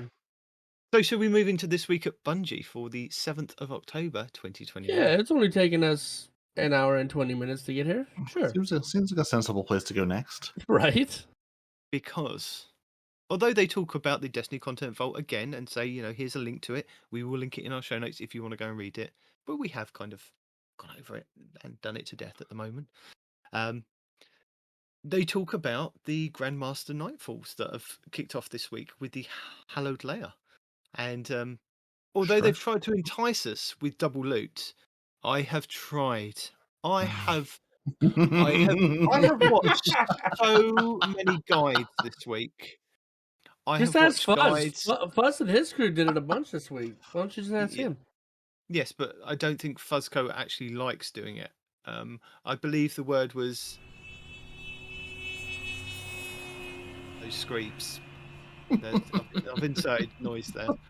So Yeah. for those of us low level schlubs who have not even set foot into a grandmaster this season, what light level do you need to be at to step foot into it? And 1345 is the lowest you can possibly be. The recommended is 1375. okay, Right. But the thing is, it's one of those things that is capped. So regardless of your power level, you could be 1390 and the game doesn't care. The game says, no, sorry, you're at 1345, even if you've grinded out that blooming season pass and things like that. You are capped at whatever as long as you've met the minimum requirements. The minimum requirements are that you still get one shot by all the snipers, you still get exploded by mini screeps. Now, this is the new mechanic that they've put in especially for the Grandmasters. That I think it's a raider or one of the low level things that you see a lot of that charge at you as well, which doesn't help. So if you melee that person, a mini screep comes out and immediately explodes on you and kills you. Oh, So don't let the mini part of the mini scream fool you. You still die. oh yeah, Mini or not, you're done. So yeah, it's still become a crater. but they are only in the Grandmaster. So if you're doing up to Legendary and Master, they're not in there. But the Grandmasters, I've watched so many guides this week. Even Fallout, I think, even on the little screenshot of his videos, like, no, just don't do it unless you really want to do it. Just don't do it, kind of thing. It's like, and I have included quite a few guides in our show notes. I mean, I'll go over a few of them because they are handy. They are useful if you can get a team that can stay alive in the boss room. Every team that I've run with this week, we've been so competent. We've been amazing up until the boss room, and then we followed we followed the guides of going down one side, doing this, going around. It's literally a dance in that room, running around in circles. But if a mini screep is under the floor, because there's a bug where these mini screeps will go under the floor and just kill you and explode, and you've missed it, then that could be a potential wipe of the whole team. So I've Wow. got to the boss room so many times this week with LFG creeps, which has been an absolute nightmare with Xbox Live, because Xbox Live for the whole week, you can look on LFG, you can send a message saying, yes, I'm interested, but they can't send you anything. You're lucky if you get a party invite. Some of the people you were getting party invites from, so you were able to join their party and talk to them, but they couldn't get you into their game. It had to be, you had to open your Was it because of account. crossplay or? No, just this was Xbox just on being goofy? Xbox. It was Xbox and Xbox players. Oh, It was an issue with that. So some people were jumping into game chat, and that wasn't working for some people. So there was a whole amount of issues with that. It was just a lot of people were just going no mic. We're just doing master runs. Anyway, so there are quite a few tips and tricks with the Nightfall this week. Kimber Prime has break the tether shield with one shot in the Hollowed Layer. This is with the Arbalest. Apparently, the Arbalest will work in the Grandmasters. One shot from one player will take out that shield and drop you wherever you are. So you don't necessarily need to kind of take down Fickrel's shield and like panic when he kind of stomps and does electric everywhere. Apparently, the Arbalest works really well with that. So Kimber Prime's got a video on that. Above did a really good guide for it, going over loadouts and team composition and weapons to run. Again, I followed all of these ones, and it's not the team, it's just the bugginess of these mini screeps and just the unluckiness of spawns that just don't help. So I think Bungie really do need to address that. I tried running the Telesto because Lucky 10p in one of his videos did a Grandmaster with Telesto builds, which was really helpful. It took out quite a lot of the mini screeps, which was really good. So I've linked that video. Cheese Forever did a entrance skip. So if you're lucky enough to sparrow past in the entrance, you can actually sparrow past most of the enemies to get behind them to start off with, which was really cool. And Legionless also did a Hollowed Grandmaster guide. And I'll link that in the show notes, going over again team composition and weapons and loadouts to run. So if you are going to kind of do these when they come up with the node of selecting, or if I can get this podcast out in time for this week, have a look at these and see what you can kind of do. But unless you're chasing the Conqueror Seal, it's I tried. I was enticed with the double loots. And you can still get the double loot on the Masters and the Legendary and the Hero. It's just, yeah. I knew what I was getting myself into. You've broken this man. Yeah, I knew what I was getting myself to be fair, into. it doesn't take much to break him, but but it's, yeah, it's a hard one, and he I'm can't looking. even finish a sentence. Oh. I'm looking forward to an easier Grandmaster next week, although they're not easy. But with you did say easier, so that qualifies. easier.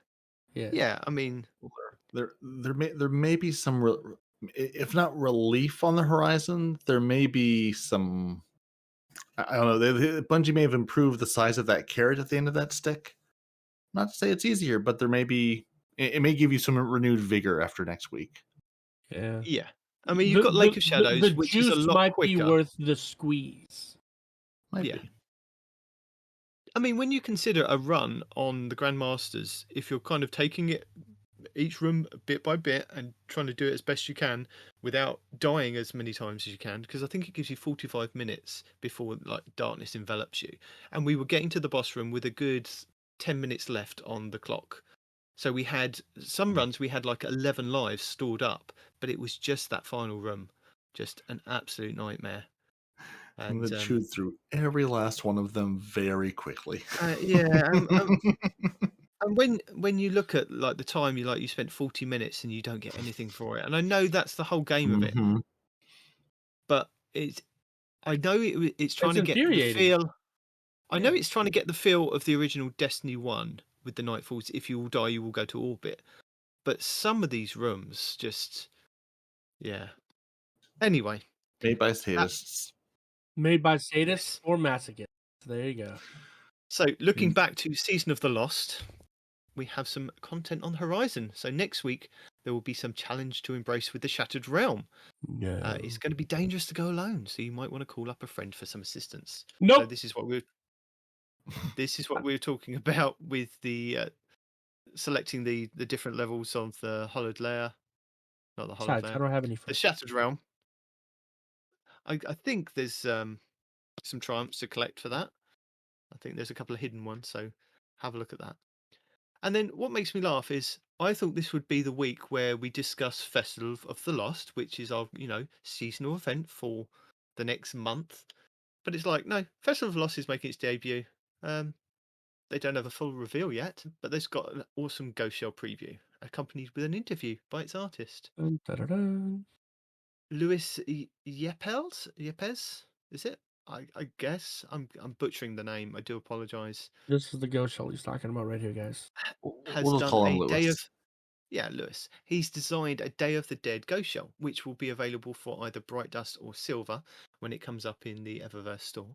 I'm guessing it's going to be Silver probably for the first week or two, and then probably the final week it'll be available for Bright Dust. But it looks really, really cool. And they go into a bit of detail about how he came up with the design and a bit about himself and how long he's been playing Destiny, and other art that he does. You can click on some of the links to have a look at the stuff that he's done. But it's really cool. So it's definitely worth going and having a look if you are interested in art and some of the designs that they do. But this is an independent artist that has been commissioned to come in and design this for Bungie. This is an in-house designer, so it's nice that they've actually got somebody from the community to come in and do this. And I wish that this would be something more that they kind of open up to the community of like designing emblems. I mean, how many times have we heard Respawn go, "I don't like that emblem. It looks trash." I mean, some of the ones I think they want to create an emblem. Sometimes they do, and man. Damn. yeah, no, We're but not I see disagreeing that with you. sometimes Okay. they want to create an emblem. They want to get it out as fast because they want to kind of maybe do like the fashion week, and they go, right, you've got 10 minutes to design one, get it out. We need it in the 12 in half an hour, and somebody just does one. And sometimes that's the way it feels. And I don't want to disrespect an artist for what they do, but sometimes it feels like that with when we Respawn reacts. have an entire lack of dragons in this game. Considering how hunters are represented by a serpent, I would really like more serpent dragon emblems in this game. That's all I'm saying. We have a severe lack of dragons in this game on emblems and in general. Yeah. So if you want to have a look at the interview, I will link the TWAB in the show notes, but you can also look at his awesome page, and I'll also link in the show notes to have a look at his art. But the Cavalera shell will become available when the Festival of the Lost begins on the 12th of October. And apparently there's going to be a trailer dropped on Tuesday if you want to have a look at that when that goes live. So that'll probably be about an hour before the event goes live, and it'll show you some dino armor. And that's it. Oh, And Respawn can be mad all over again. So Night Team, I have a very important. How much do you want to design something for Destiny? ruh-roh. Emblem, Ghost Shell. How much in your heart of hearts do you want to make something for this game? Well, I kind of do. I do a podcast. Well, right. But I mean, you as one of us who actually has some artistic talent, like, is this something Yeah. you look at and go, "That's the thing I'd love to do," or do you look at that and go, "That's cool, but not for me"? And I'm asking just because I'm genuinely curious. Okay, How do- yeah, I mean, I need Yeah, you to I mean- submit some dragon artwork there, bud. Have you have you seen the logo to this? Oh no. No, seriously. I how about would, yeah. If this was a job, I would really embrace it, because it'd be kind of a passion for me to play the game and design stuff that could be in the game. That's why I don't want to disrespect any of the artists that actually do work on it, any of the emblems. I mean, everybody's got their own taste when they, like Respawn says, he absolutely hates some of the emblems. Some of the emblems I don't like. You feel like it's something that's just been put there just to fill in that gap. Right? And as an artist, that's not how it works. You've actually put a lot of time and effort and design into that. And for somebody to turn around and say, "I hate that because it looks like it's been done in 5 minutes." sometimes is hurtful, but yeah, it's just I mean, or maybe that's the one I'm that not ended trying up to there. make artists feel bad or anything, but some of them are Well, extremely you've made me lackluster, feel- dude. Yeah. I mean, what do you want, man? You come out with a brown emblem that's got a couple of squares on it. Yeah, that's cool. You know. Now the one that had toast on it, it makes sense that was like brown or whatever, right? That was thematic. But some of the ones that aren't thematic, that are just they're just ugly. I'm sorry. I mean, do better. Whatever. I mean, obviously Bungie thought it was good enough because they stuck it in the game or whatever. Yeah, I need more dragons, dude. Because the other day I went through it because I was looking through because I always have the laser tag weekend emblem, right? And I was like, well, what other cool emblems do I have? And there's a bunch of cool ones out there, but I want something that's got a dragon on it. And there's one thing on it that's got a dragon on it, but it's like a lion is fighting the dragon and the lion is winning. And I was like, that looks too much like a Titan beating a hunter. So no, not that one. What about something with an Ahamkara on it instead? Well, Ahamkaras can be dragons, but they're not true dragons. They're just things that have been wished into dragons. You know? No, they are wish dragons. They're wish dragons in name. They don't actually look like. Look, we're not having a lore off here. I'm talking from the Or visual. are we? I need a visual dragon. If I can get an Ahamkara that visually looks like a dragon, hell yeah. You do know the shapeshifters, don't you? Yes, that's what I just said. Jesus. Anyway, welcome, NotArf. Welcome to the show. Hello. You've joined us at a break in the show, but if you are here, I think the people want to know what lore you're bringing today. Right, I believe it's the last 2 chapters of the Endless Night lore book. Did we have any questions and feedback before we go into that? After you pleaded with everyone to actually get some last week. Nobody's given you any... We've had more listeners, but nobody's given us any feedback. They obviously just like you.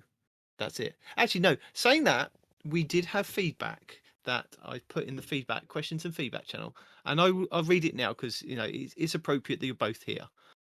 So, from Drum Raider 225 on the PlayStation 4 via Apple Podcasts in the United States of America.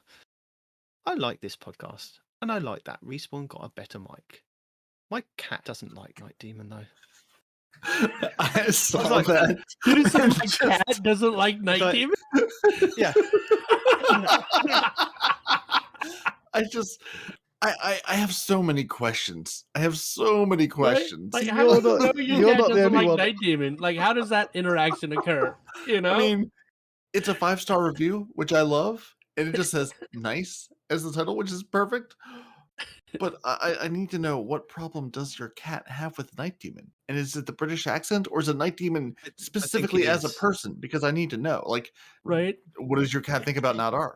Does he also like I think NotArf? more He or importantly, she? what does the cat do to show that it doesn't like Nitedemon? Like when Nitedemon comes on, does it go at the Alexa or whatever you're listening to? I mean, what? Yeah. I just freaked my cat out by doing. Well, I think, even though we have 3 cats, I think I don't like the cats, and they know that I don't like them. So they do that thing that all cats do. They gravitate toward me. So if I'm They told sitting the other down, cats. Mhm. yeah, they're like, I'm going to go and lay on him because I know he doesn't like me. I'm a dog person. I like dogs. So maybe this cat subconsciously knows through the airwaves that I don't like cats. So it's going, well, I don't like you either. I'm just going to respond to this. There is a network Yeah. of cats. Yeah. No, they Yeah. know. Yeah. They know. It knows. The cats They are know. communicating through pitches, through high pitched cat language, the only they can understand, through the podcast to the other cats. I mean, it's like That's 101 Dalmatians, right? Where the dogs just howl at each other down the chain, but except it's cat. Same thing, though. Mhm. You know, it might take it a little while longer to get to wherever he's at from you, but it'll get there. Don't worry. So the review that I wanted to kind of get to was by Ranger Dunk 77. Okay. He said, "Hey, I just want to say I tried to give you guys a 5-star review on Spotify and Apple Podcasts, but couldn't figure out how to. So here's my 5-star review. I just want to say you are my personal Destiny podcast, and I keep up to date every week with you guys. You have helped me get to the point where I'm not scared to run Prophecy and Presage each week for the Pinnacles. Just have to say, Atheon is forever Right? stuck in my head. Thanks to Respawn. I mean, right? You guys are the best. I listen to the podcast for every game I play, and even when it took 2 months off for Destiny, I still look forward to listening to your podcast every week. Thanks for being the most interesting podcast to listen to, Ranger Dunk 77. P.S. Respawn and NotArf are my favourite two hosts of all Oh, yeah. time, and I listen to a lot of different podcasts. So you two are the favourites. Yeah, but I'm the most favorite. So After the you know. automatic response, he then came back and went, also, an extra thank you to Nitedemon for making it actually listen to all podcasts. And then he's like, oh, I suppose I better say something about Peroty. Peroty for making it human and lovable. For Hashtag, also please don't retire showing up. Peroty. Yeah. So I think you went, oh dear, I haven't mentioned the other two. I must mention the other two.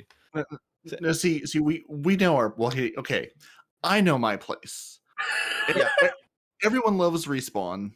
Nitedemon has a voice that my wife is just waiting to swoon over, and then there's me. I understand my place in this. I understand where I sit. It's fine. No, I mean, And honestly, look, Arf is the you northern do a lot of version. research, right? So you're the research guy, and you're the joke guy, right? Like you tell a lot of jokes, and then if there's something that either A, you don't want to say, but you know I will, you'll lay it up, and I'll cook it. I'd say he's more of a setup guy than actually a joke guy. He sets it up Right. for everyone else to take a hit. I mean, at you. whatever And really, to works. be honest, like the fact that they didn't replace me with Nulsy in the last 2 weeks, I consider a win. So I'll take it. Well, Nosy, he's got time restrictions and whatnot, but just know, any time that that you're not here, I mean, we might have a Nosy or an Andy or a whomever, you know. Just because it hasn't happened yet doesn't mean it can't Also, happen. while we are here, I'd like to I know thank I'm Christopher replaceable. Hughes, who's I think he's also joined the Discord. So thanks, Chris. Hey, just started on the podcast, and it's mint. Makes work hours fly by. Was wondering if there's a link to the Discord anywhere, so I gave him a link. Nice one. Sick episode. Also, cheers, dudes. So thanks, Chris. Yeah, and the Discord is legit 2 Titans and a Hunter. For anybody that's wondering, not complicated. I did I'm sure I put the link in the show notes, but Yeah. if you just contact us at any point, I'll find the link and give it to you. So. And then we have Brandon, who's a bit disappointed. Brandon, he responds every week. He gets so excited about the podcast on Instagram and says that he's always looking forward to it. You've disappointed him, Respawn. There's been no Respawn rants for weeks now, and every week he's like, he can't wait. Hang on. I'm sorry. I mean, honestly, there's nothing really. There's been nothing Come really to on the Insta. Facebook thing. Sorry. Yeah, It's It's all all the joint. It's all the same. They're all thing. the same thing these days. they're all owned by the I same click- people. Yeah, Yeah. person. I click should on the say. Facebook business thing and it says you've got a message, so I respond. Yeah. And look, to be honest, there's not a whole lot to rant about aside from the Vex, which I do rant about, but either A, it's cut out, or B, people just skip over it because it's more of the same. There's plenty to rant about. You're just not trying. Yeah, you're not. And His Highness Prince Riz would just like to say he wants to thank us for being there. It's been a rough couple of weeks. And we've just been there to kind of help him get through with some happiness. So we're glad that we keep you happy, Riz. I'm not. That guy's a pain in my butt. We knew you're not. I No. know, Who is he again? Never mind, I'm the one that gave him the nickname Prince Riznet. It's fine. Whatever. I don't know who you are. I spawned your nickname, but who are you? No, anyway. I'd just say we tell you, but you wouldn't remember anyway, so it's a moot point. No, he's in the channel. I know exactly who Rizniz is. Ha! Rizniz is. You see what just... Anyway. As Arf has joined us, should we get on with some NotArf Lore?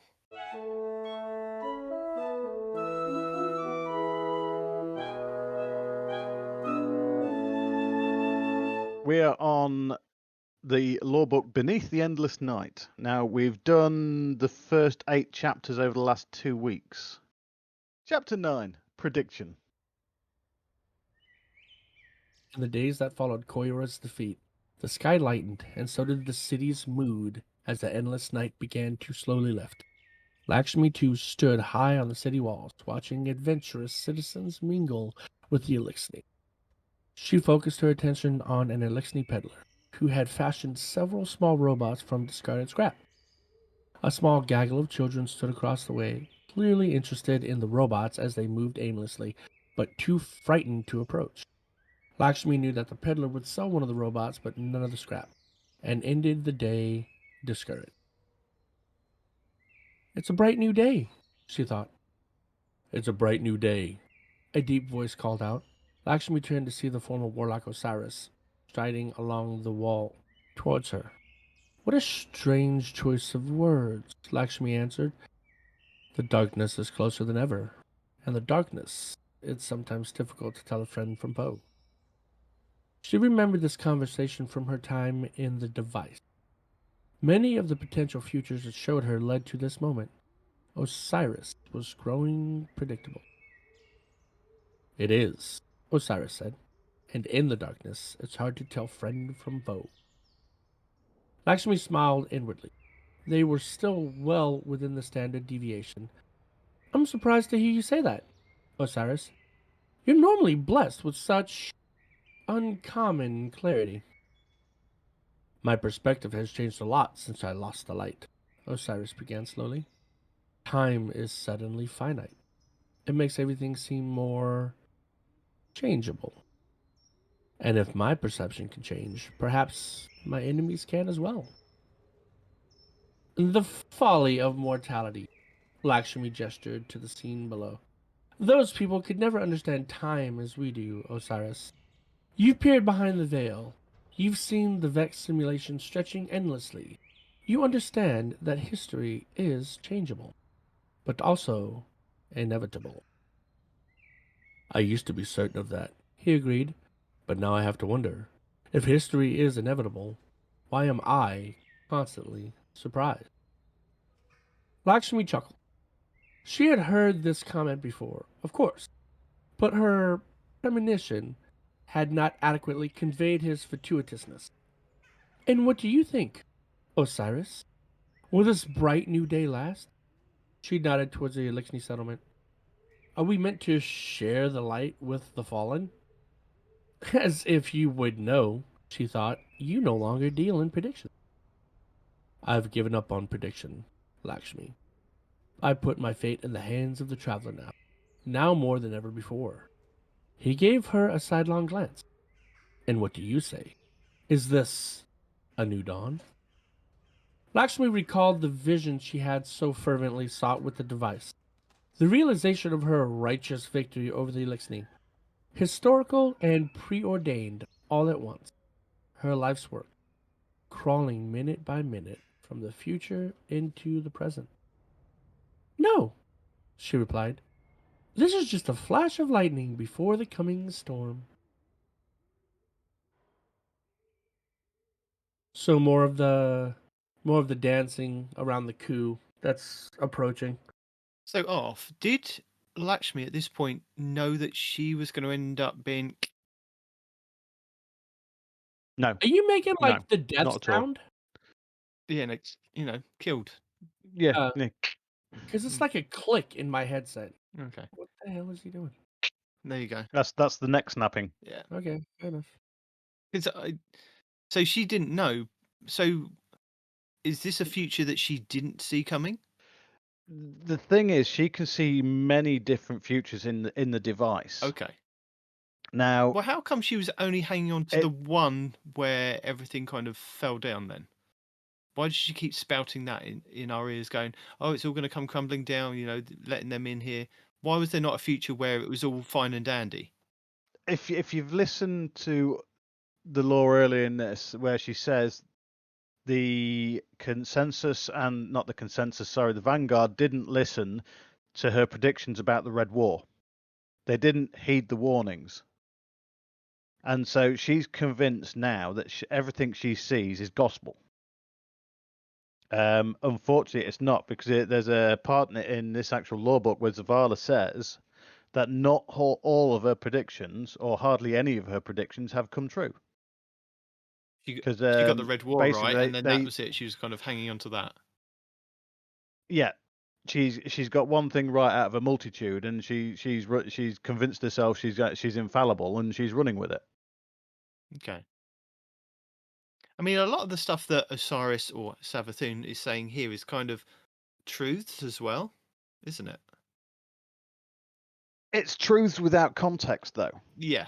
Now that we know that it's Savathun, it's kind of truths, which is quite interesting. Yes, but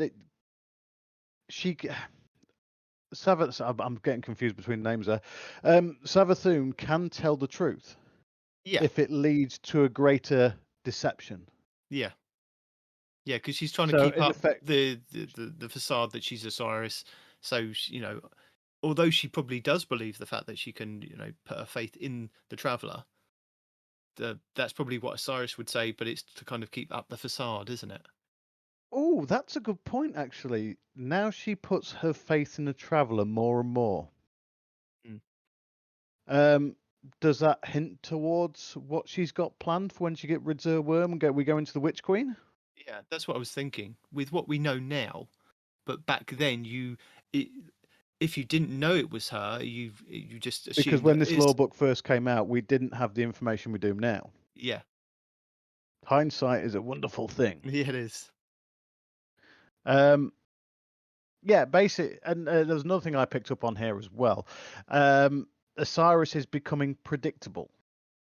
Osiris may be becoming predictable because that's what Savathun wants her to believe. Yeah. So that's a trick in itself. Because she's seen this, she's convinced the Elixir are bad, and she's had the prediction of no, it's not Spider. Mithrax stood surrounded by flames in the city. Yeah. She's convinced that's an attack. Now we already know that's not the case. He's fighting for the city. Yeah. If you only see part of a prediction, you can't go with that prediction until you have all the facts. Because we already know from past Peace and the Law, there is different timelines. Look at the Dark Future law book, how that ended. Yeah. Not that the listeners will know because you haven't edited it yet. But think of it as like the Marvel timeline, where various different branches. Yeah, it's a multiverse, different branches, and we are in the main timeline, I guess.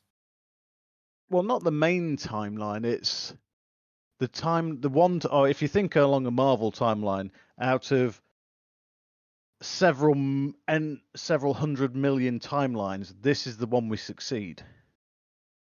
Well, you say as that. in the plot of like Infinity War. Yeah. Okay. Now you've dragged me off track. Now I forgot where I was going with Sorry. that. You can always come back to it. No, because that's gone.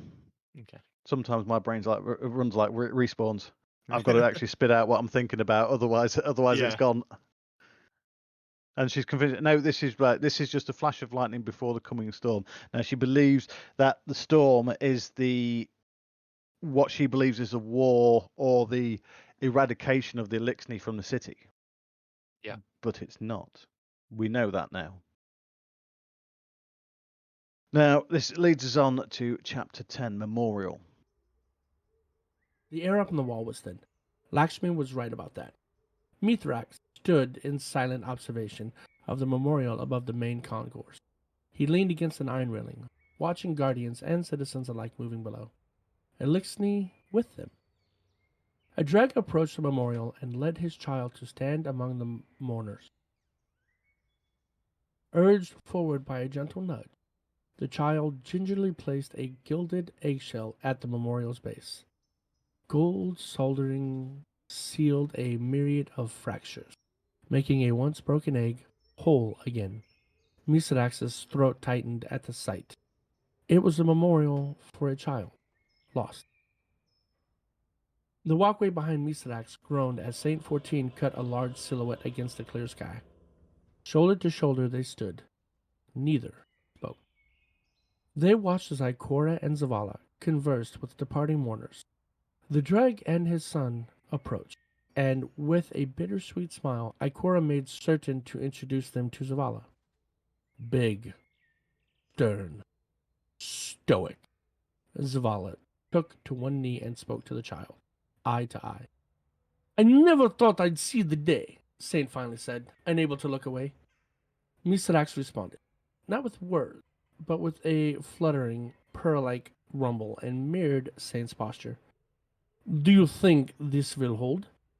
An alliance, fragile like glass, held in a feast? Saint asked. Only the great machine knows what will come from over the horizon. We must be content with our own limited perspective, Misrax said with conviction. Saint nodded. Down below, Amanda Holiday drew their attention as she knelt before the memorial to light a candle. She stood and stepped back, lingering. Misrax and Saint watched in silence as she rose up on her toes and began scanning through the crowd as if she were looking for someone. She gently pushed through the throng of people and reached out to another mourner in a white cloak. Both recoiled in surprise, Amanda seemingly apologizing to the cloaked woman at some misunderstanding. They exchanged brief words, awkward laughs, sympathies. When Amanda caught sight of Lord Saladin, however, she took her leave and disappeared into the crowd. Mourners parted around the Iron Lord, respectful of his space and reputation as he laid a handful of spent shell casings at the memorial with reverence. The offering's meaning was lost on Misrax. While Saladin rose from the memorial, he turned and looked up at the pair on the overwatch, his face cast in shades of doubt, remorse, and uncertainty as he quietly departed. I do not know that one, He seems unhappy. Misrax said to Saint with a look. Saint slowly shook his head. Lord Saladin, he clarified. He has lost many. Lost his heart, his hope. Lost so many. He believes he stands alone, even when surrounded by others. I understand his pain. I see. Saint thinks on how Osiris would describe it. His cautionary tale. Misrax heard the ache in Saint's voice. And how are you? Saint teased at the question. The railing in his hand creaked as his grip tightened and bent the metal. I am fine. He lied. Indeed, Mithrax said in his best afflection of sarcasm, then placed a hand on Saint's shoulder. It's not above a warrior's station to feel pain, not above a warrior's station to express spirit wounds. Mithrax's grip firmed on Saint's shoulder, reassuring, stabilizing.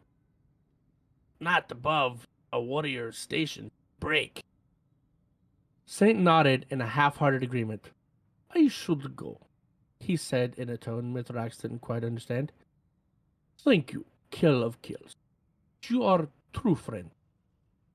Go well, Saint, Mithrax said with concern. Find your lost phoenix.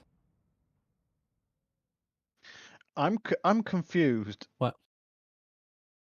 Well, half of Mithrax had a southern tinge to it, and the other half has got a I was Russian going to say, tinge I've to got it. I'm so just- many questions, and none of them about the law.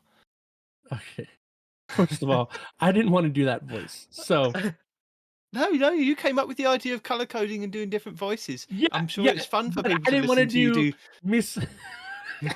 I can't, because I like Mithrax's voice, right? I like the Elixir with their clicks and their clacks and his particular style of voice. So if somebody could mimic him better than I can, I'd appreciate that. Yes. Because I just sound like a gremlin, you know. So yeah, What's a grimling? gremlin. It's related to a gremlin. It's the southern cousins. What, a half cousin? I don't know. You're both bell tips. They have them in Florida. It's fine. Yeah. Anyway, let's get on to some questions about the lore. Yeah, the lure. So this was just at the end of last season when Osiris disappeared, didn't he, from the rooftop? So did anybody see him Yes, disappear? He walked off the wall. And this is where we're at now. I don't know. Is the honest answer to that? It'd be The next time we unlikely see that him, anybody don't saw we him disappear. Sorry. Well, the next time we see him was in Beyond Light. That's what I was going to say. When we're actually chasing him through into Mara's kingdom. Beyond Light? Oh, Queendom. No, not Beyond Light, sorry. What's the current season called? Season of the Lost? Yeah, Season of the Lost. When the next time we see him is we're chasing tracking down Osiris with Saint, trying to actually find him. We end up in Mara's court with Crow and Saint, and that's when we don't know if Mara rips away his or her disguise, or she reveals herself, or if she reveals herself. That's still not made clearly yet, but Mara definitely did something. Now, I generally believe the cocooning of Savathun was, after reading some more of this lore a bit more in depth for you guys, that she was ready to advance onto another stage in her evolution. Because she said in that point where she was Osiris going on walking on broken legs, that she's ready. Not now. This has happened too soon. She's not ready. It's not supposed to happen yet. And she managed to hold on until the battle, until Lakshmi was dead, until Ikora tried to actually kill a load of civilians with a Nova bomb. They deserved it. Possibly. But with regards to actually anybody seeing Zavala in the midst of battle, it's highly unlikely. Because from what I remember of the cutscene, he was up on the roof. Or very high up on the tower. Osiris was looking down at them from somewhere, yeah.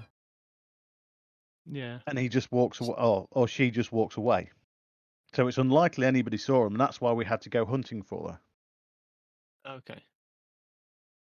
But this is obviously this actual page is obviously a memorial that's happened since the battle of the Botsa district. Yeah. And it seems to have consolidated and brought together the people of the city and the Elixni in such a way they can actually be in the same space as each other, laying mementos and memories and tributes to the fallen. No, that's probably the wrong word to use. The victims of the attack that happened there. Because if I start saying fallen, people will get confused. Yeah. Is this a memorial down in the Elixni Quarter? So I haven't been back since the end. So is it in the Botsa district? It does sound like it's in the Botsa district. Respawn, you're in game. Off you go. I'm actually not in game. Oh, fair enough. Damn it. Anyway, we'll find out and you know. But yeah, it sounds like it's in the Botsa district. So not having been back there, you would have thought that there'd be like just a quest step or something to go there at the beginning of this season to pay your respects. Well, that's if it even exists in game. I mean, it exists in lore. Does it exist in game? Well, you can still go to the Botsa district. Yeah, that's what I'm saying. But I would have thought there'd be like an extra triumph or something, just for you to go visit and take a knee or something. If you go to the Botsa district, it may be a scannable. Yeah, possibly. Maybe not as such, but something, just a little Easter egg in game that's memorialize it, like the blue-eyed harpy that's still there. Yeah. You know Asher's harpy? Well, not that it's been proven. Yeah, I was going to say, are we sure that it's Asher? Well, the only other blue-eyed harpy we've seen was the remains of Captain My Captain, as in the captain of the X. That is on Nessus. That's still now, in the game. So we know it's possible to download a consciousness to a harpy, or whether Asher, being in the Pyramidion, has actually managed to communicate. That's it. Communicate through the harpy. Try, because you in the cutscenes of that battle, or in the voice lines of that battle, you heard Asher's voice. Yes. Shouting out. Vex in the tower. Is it Vex in the city or something like that? But you think, well, how are we hearing Asher's voice and he's not there? is it Asher? Is Asher the Harpy, or is Asher the controlling the Harpy? Now, I believe it's more likely that Asher is controlling the Harpy, because I couldn't see him being satisfied as becoming a Harpy. No, he's mad that his arm is part Vex. Why would he just full on Vex? No. Yeah. He wants Well, no, 'cause he revenge went for what they into did to the, his arm. He doesn't want to become one of them. More than likely, he probably found there a is a shell of theory- a harpy and requisitioned it to be a remote sentry of sorts. There is a theory out there that Brachion. Well, you know, we always said Brachion took his arm. Yeah. Yeah. Yeah. And we always repeatedly go in and kill Brachion. Yep. Yeah. And he's really, Just really for annoyed about it. clarification, that was a Vex. That was in boss, the wasn't it? Pyramidion A Vex Gate Night Lord. strike. Yes. Yes. But there is a theory out there. This is actually a self-fulfilling prophecy. By getting infected with the radiolarian fluid and becoming part Vex, and then to close off the Pyramidion to the darkness, or the pyramid ships, he went in there and closed it off.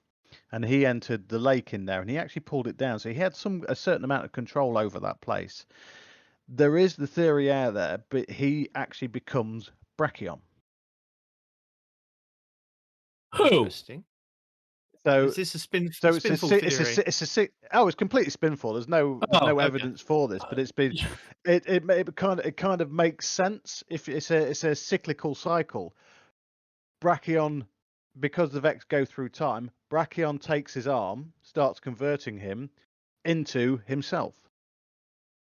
So wait, are you telling me that he's not finished converting? No, he's done now. Oh. Well, that's the theory. He will be done now. He's full. If he is, he'll be something. No, That's I mean, why I say mean, I don't believe just the that arm. Asher Is would. the arm just the beginning? Like it's still taking him over, like right now? Oh yeah, that was still going on. That was a continuous process. He was slowly being converted. Oh, I thought they just got his arm and that was Even it. his I didn't know it was still going. No. Oh snap! But even then, I mean, look at his arm. Just judging off his arm. Okay, Spinfoil, he becomes the Gate Guardian or whatever. But he's definitely not going to become a freaking harpy. They don't even have arms. You know? He wouldn't be satisfied on becoming a harpy. Yeah. He wouldn't see that as becoming to his station, and wouldn't allow him to do what he needs to do by being a harpy rather than a Gate Lord. Yeah, fair enough. But that's all Spinfoil. So. No, it is all Spinfoil. It's good Spinfoil, but. Oh, but are you sticking around for a bit? Because I believe Peroty might we have some patch notes previews. Oh well, I've got a few minutes before I've got to disappear because the kids are looking in at me like I've got to feed them. Okay. I hear they do like to be fed. Well, no, there's been a couple of articles that have been posted over the last couple of weeks, which I will link in the show notes if you want to have a read of them. But Peroty was going to kind of quickly review them and tell you a little bit of information about them. But there was a couple of things that you picked up on, wasn't there, Peroty? There was, yeah. And honestly, like I read both of them, but it was sort of one of them was very, very short. And it was basically like, hey, there are a bunch of Destiny villains that went away. They might be coming back. Ooh. And then the longer article, how Bungie made Savathun's how Bungie made Savathun Destiny 2's best villain yet and turned seasons into gripping TV shows.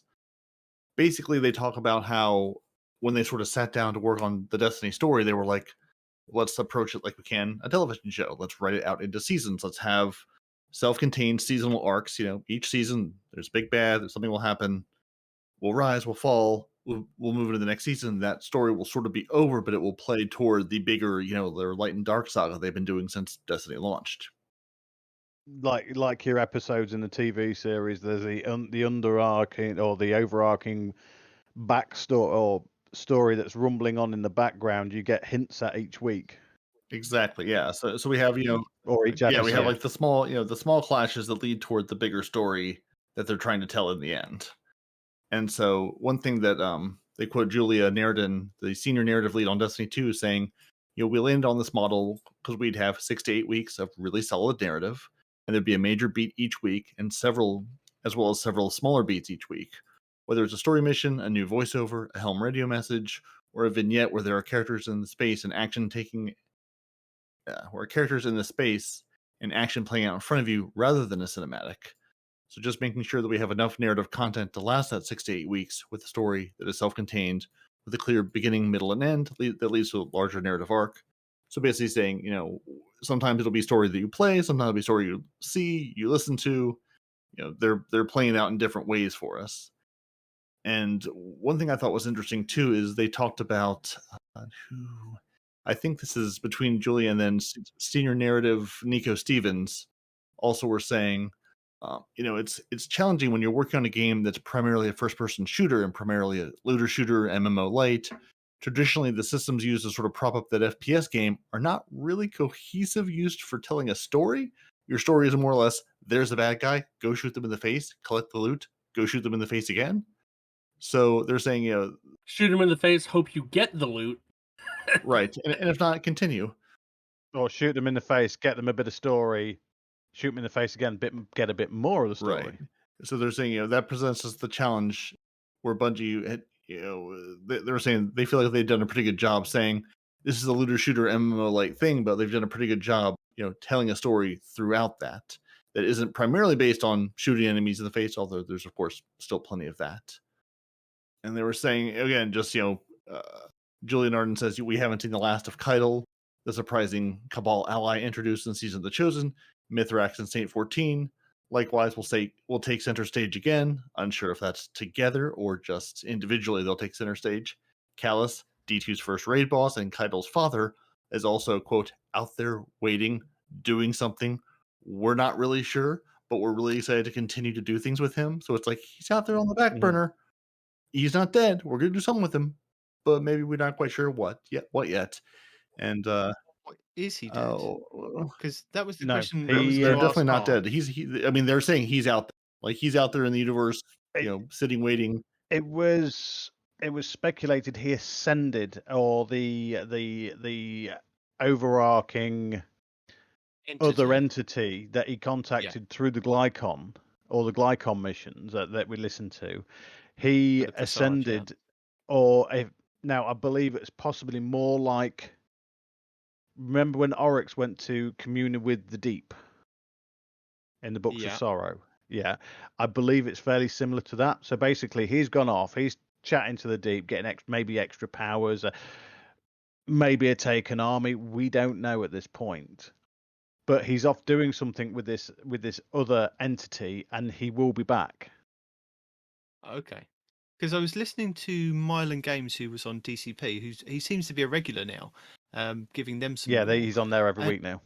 Yeah, and he was saying about that he could come back into the story as the entity, or like the vessel for the entity to interact with us. Is that a possibility that you see, or do you and as you were just saying, it could be that he actually does come back as himself, but more powerful? It's possible. I see it more as he's maybe coming back as a herald, would be possibly the best way to put it. He's always said he wants to be there at the end of the universe. He wants to watch the universe burn, or watch it end. So do you think he will be? Do you think he'll be in the story until like the final shape? Do you think this is going to be a reoccurring thing? And do you think he's going to be friend or foe? Know enough. I don't know enough at this point to make that assumption. Okay, it would all be absolute guesswork. Gut reaction. I can't help but think if he's got himself extra power there, he'll come back to us. Do you want to work for me again? Do you want to be my shadow again? Bring that out of the DCV. Yeah, we'll do that. Menagerie. Yeah, I'm up for that. Parody's up for that. Love Menagerie. But yeah, he will definitely be back. In what form, I don't really know. And until we get an idea of actually when he's coming back and where the storyline's going, I don't think we can speculate too much. So if he's coming, because we met the actual overarching story of Destiny could actually take a complete left turn, and that's where Callus comes in to actually put us back on track. But if he's coming back, be it a good guy or a bad, then is all that fan fiction?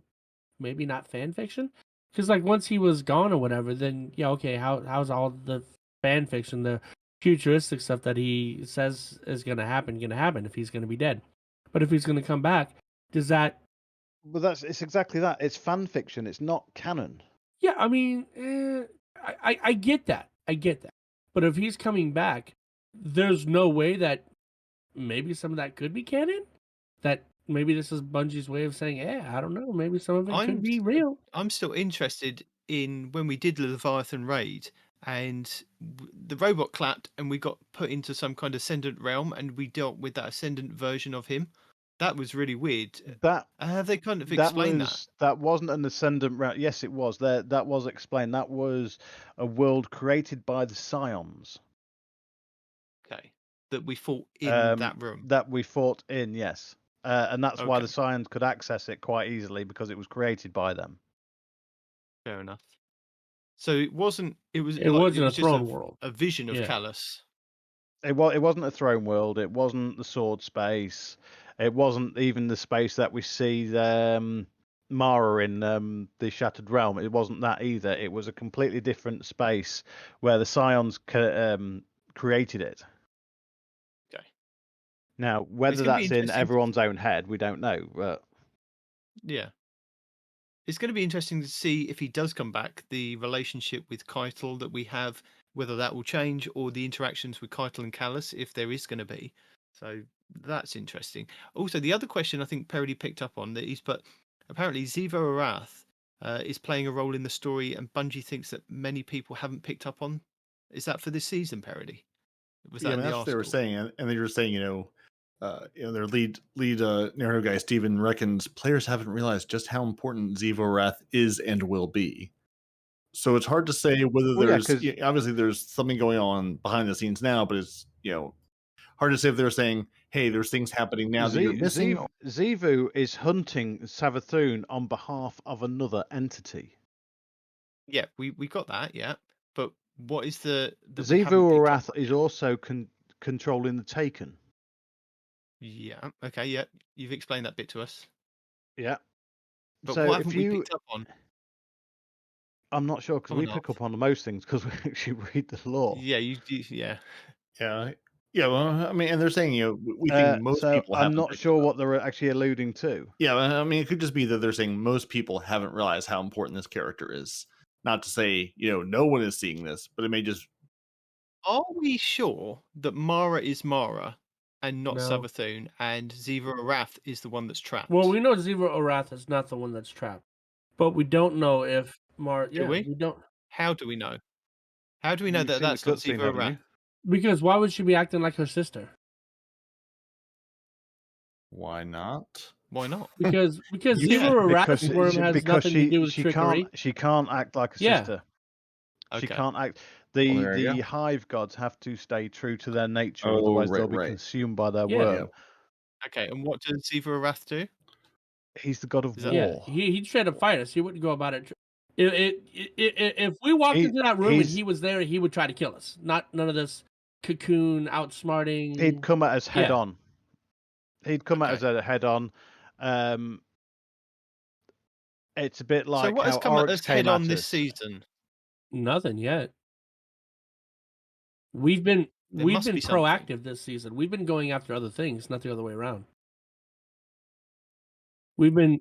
Is Mara not trying to start a war by gathering those Techians? Well, she just wants her Techians back, dude. If you had allies in the field that were lost, would you want them back? Yeah, but they're low-level Techians, why we have as to far get as the I understand it. Every army has privates. Yes, they're apprentices. They're not like the full, beast level. How do you get full beast level Techians without training them eventually? Why? Ask yourself this: why have we had to get the Techians? Because that's what Bungie told us. Because every thrall becomes an ogre. Why? Because they're her sisters, man. Mara was away. Yes, Mara asked us to, but Mara was fighting Ziva Arath.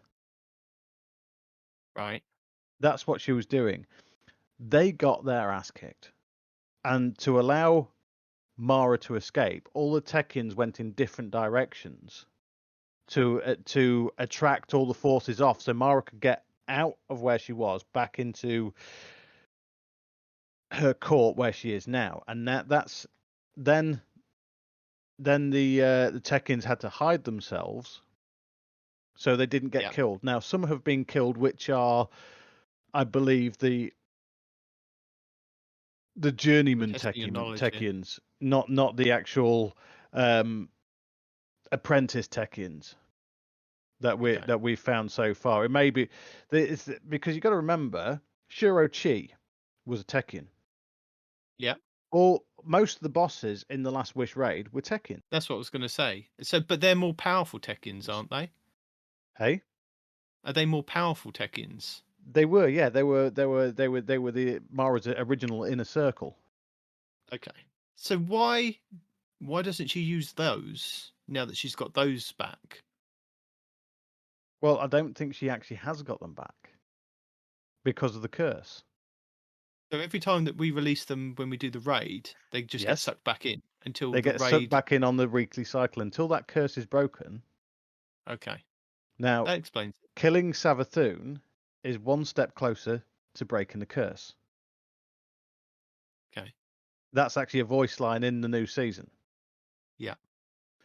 So do you think with the Destiny Content Vault kicking in when the Witch Queen kicks in on the Tuesday in February, do you think, because the Tangled Shore is going away but the Dreaming City is staying, do you think the curse cycle is still going to continue, or do you think it's going to break at that point when something happens, obviously, and something else will then happen in Dreaming City? Or do you think that the curse cycle will continue for at least another year until the Witch Queen is finished? I think the curse cycle will continue. How long for, I'm not sure. Whether it be we have to kill Savathun, or when the worm's killed, that also ends the cycle. I'm not sure yet. I haven't quite got a handle on this yet because there is so much going on and so much to take in at the moment. It's very hard keeping track of it all. Because I think if it was going to end the cycle, there's a lot of, I mean, I know this is silly, but there's a lot of triumphs and challenges that go along with the cycle. And if Bungie decide that they're going to stop that in February, then now would be the best time to tell people, but they're not doing that as yet. So my thinking is that it's going to continue for at least the next year as the Witch Queen. Not sure. Maybe that's part of our Witch Queen storyline is to go and stop that cycle as part of a raid, part of an activity, part of the seasonal progression. Is it possible that when the new raid comes out and we complete the new raid, that's when we break the curse? Certainly seems like it would make sense. Just like we activate, just like when we activated the curses when the Last Wish was completed. That's when the curse kicked in. Possible? Yes. Yeah, I think it's. I mean, I think that's where we're headed. You know, we're headed to this Witch Queen confrontation. If this is all around the curse, that's where we're going to write. You know, as our saga comes to an end, whether it be next season or at least in this, you know, this set of 4 seasons coming up. I think that's at least a major story beat. Complete spin. Oh, this is complete spinfall for you. What if we end up helping Xivu kill Savathun? And we become the Hive Knights we've always wanted to be.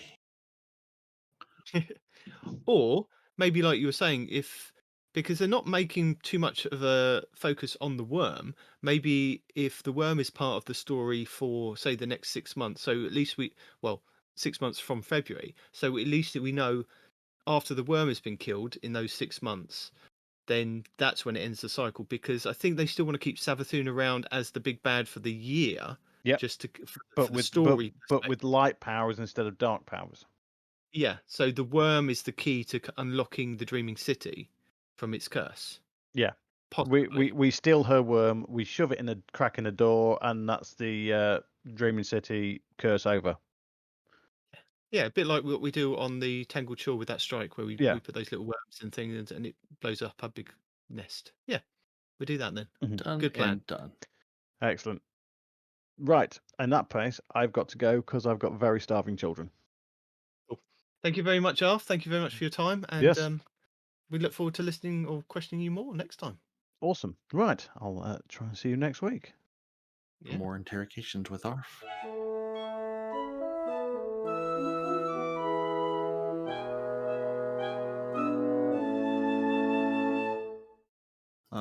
So there are patch notes because there wouldn't be a festival without patch notes. Alongside the Festival of the Lost, they'll be deploying Destiny 2 Update 3.3.1, with a collection of bug fixes and some quality of life items. So what I alluded to earlier, your Grandmaster Nightfalls, they're going to increase the chance of an Adept Nightfall weapon from a Platinum Grandmaster finish to 100%. So while this will not guarantee your perfect perk combination on every drop, you will now receive an Adept reward for overcoming a Grandmaster, even on the hardest of weeks, if you get a Platinum finish. So no more percentage chance of, if you finish it and you do a Platinum, you get an Adept weapon, period, full stop, after this update on Tuesday. So Nice. if you've been suffering Well with them, at least if you finish one, you're going to get something. Doesn't help if you don't finish it. And At this least you will. stream, I just went 1345. So I'm doing There you it, go. baby. On the Corrupted, they've reduced the knockback buff from the reduced the knockback buff from Cedia's Durance activity modifier on the Nightfall difficulty from a plus 40% knockback to 20% knockback, which may help a few of you complete the Grandmaster difficulty and not being sent way into the distance. They've removed the unstoppable Into another game They've mode. removed the unstoppable Failings champion from the Ransack Ogre encounter. They say during the Ransack Ogre encounter, an unstoppable Failings champion would spawn in the Ascendant Plane when the Ogre boss reached 50% health. The champion was easy to miss and you couldn't backtrack there to defeat it once you killed the Ogre. So they're saying this champion ruined hundreds of Platinum completion attempts, so we've snapped it out of existence. It's gone. Dust. Destroyed. It will never see the light of day again. That's what it deserves. So that should help some of you. They've also fixed an issue that blocked completion of the Corrupted Nightfall scoring triumph. So that should be doable now. Some crossplay UI updates. They've updated the sign-on experience to show a single toast after character select if you have one or more pending Bungie friend requests instead of the unique toast for every pending friend request. I guess the toast is the icon or the animation that pops up and goes, you have 1,000 friend requests waiting. Yeah. Then we're going to show you forever. So they say, the process to friend someone has not changed, just you shouldn't be harassed by it forever. There is a known issue, however, where the notification toast may appear. God, I'm hungry now, all this bread and toast talk. There is a known issue that this notification toast may appear blank for some players, but no invites are affected. So if you get a blank notification, someone has invited you. The invite will be fine, just the notification's broken. They're looking into it to figure out why. Player search UI now has audio feedback. They fixed a bug where the text chat auto hide setting could revert in Season 15 to off under various conditions. They fixed a bug where booting fire team members sometimes left a blank entry in the roster or fire team UI. They fixed a bug where online roster contacts were not sorting alphabetically for friends and clanmates. Fixed a bug where blocking players through a fire team invite did not hide the interaction options that are expected to fail when completing. So basically, we fixed the thing where if you block someone, it didn't actually block them. And they'll have a full list of patch notes available on Tuesday, 10 a.m. Pacific, 1 p.m. Eastern, or 6 p.m. in the UK. Stay tuned, then they'll tell us all the things they fixed. When are they going to put it out? Well, really, they just told us the patch will be out at 10 a.m. Pacific on Tuesday. The game goes off, enters maintenance an hour before that, 15 minutes at 9:45. You'll be kicked out of your activity. Patch goes out an hour later. Things are expected to come back online. Expected to come back online means it will go longer. Plan for it. Right. So some of the other issues they expect to be resolved are the Horror's Least will no longer drop from the Corrupted Nightfall at 0 power. The Bombardier's exotic hunter leg detonations now deal damage to active supers. Crashes will no longer be caused by opening the appearance customization screen with faction armor equipped. The tether timer Nightfall Triumph can now be earned as intended. The Corrupted Nightfall Triumph for reaching 100,000 score is now rewarded as intended. And the Wayfinder's Compass inventory will now rotate with daily reset. And those are the things they fixed. The things they're still broken that we're aware of. We're aware of players' reports claiming that Nothing Manacles isn't working as intended. This is under investigation. So I don't know what the Nothing Manacles do, but apparently they're not doing it. Nothing. Yeah, so apparently Nothing Manacles may be living up to their name, so they're looking into that. If players abandon the Wayfinder's Void on step 19 of 53, they're unable to complete it if they reacquire it. So if you're on step 19, don't abandon it because you'll be stuck until they fix it. Players may have to wait in the helm for a long period of time to unlock the lore after listening to the radio message.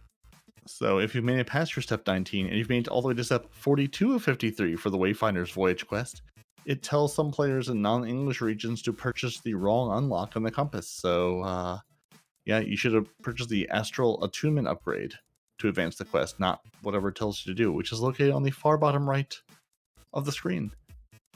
Focusing certain attributes may not work if certain ghost attribute mods are equipped.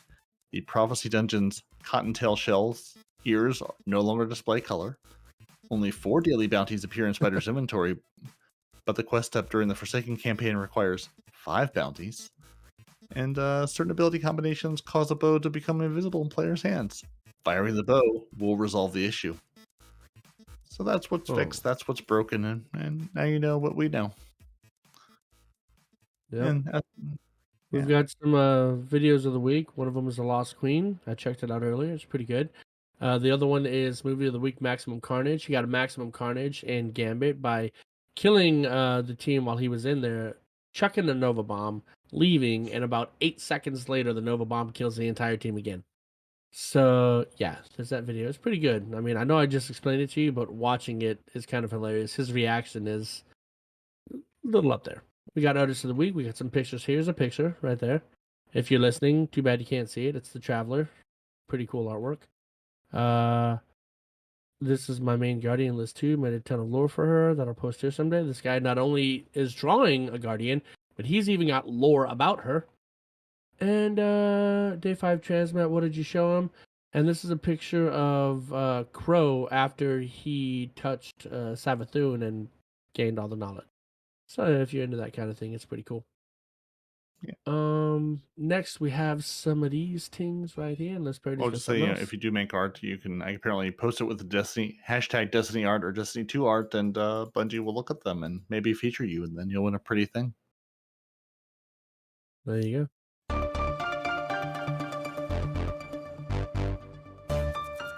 Festival of the Lost is arriving soon. Any questions? And it looks like a new emote with 2 flaming pumpkins. Actually, it looks pretty cool in my opinion. They posted this. It's a little animation where you can also dance back and forth.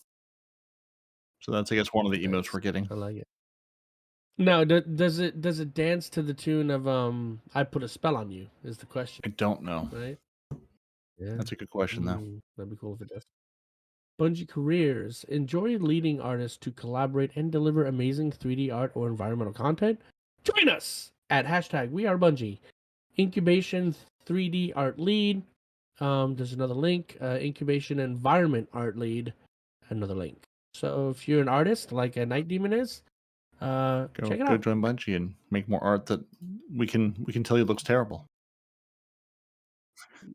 Unless it doesn't look terrible. Hopefully you'll be the artist that makes it not look terrible. Franchise planner Destiny Universe at Bungie. Bungie is seeking a franchise. Why are we doing? There's another job opening for a franchise planner. So if you plan franchises and know what that is, Bungie's hiring. Go work for them, and then you can make the Bungie. Are we hiring for Bungie? Why is this going through? Yes, we are actually hiring for Bungie. We're going to tell you later on, but they've actually reached out to us specifically to do some of their original screening for people. I like this. I got to keep this in mind.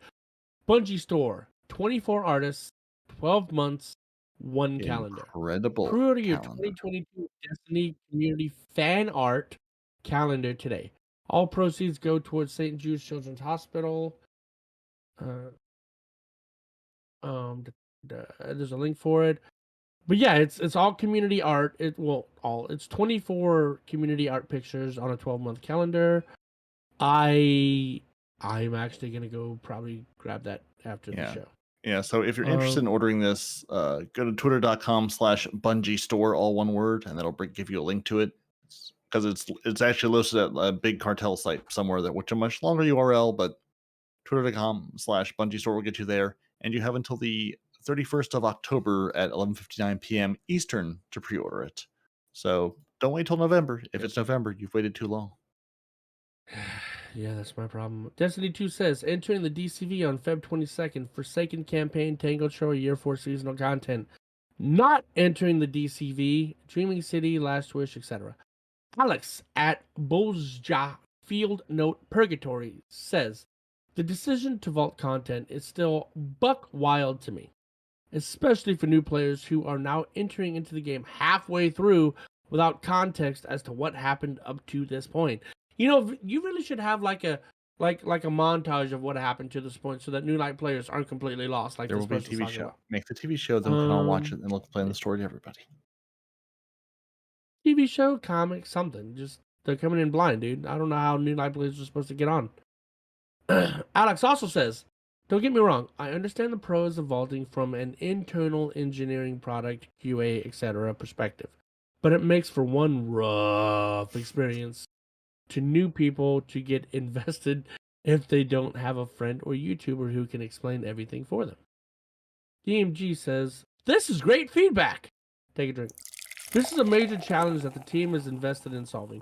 We don't have an ETA on when or even how they'll address it, but we frequently talk about the challenges of new or returning players in terms of understanding story, game mechanics, or other. DMG also says, got clips of invisible mini-screams? Hit me.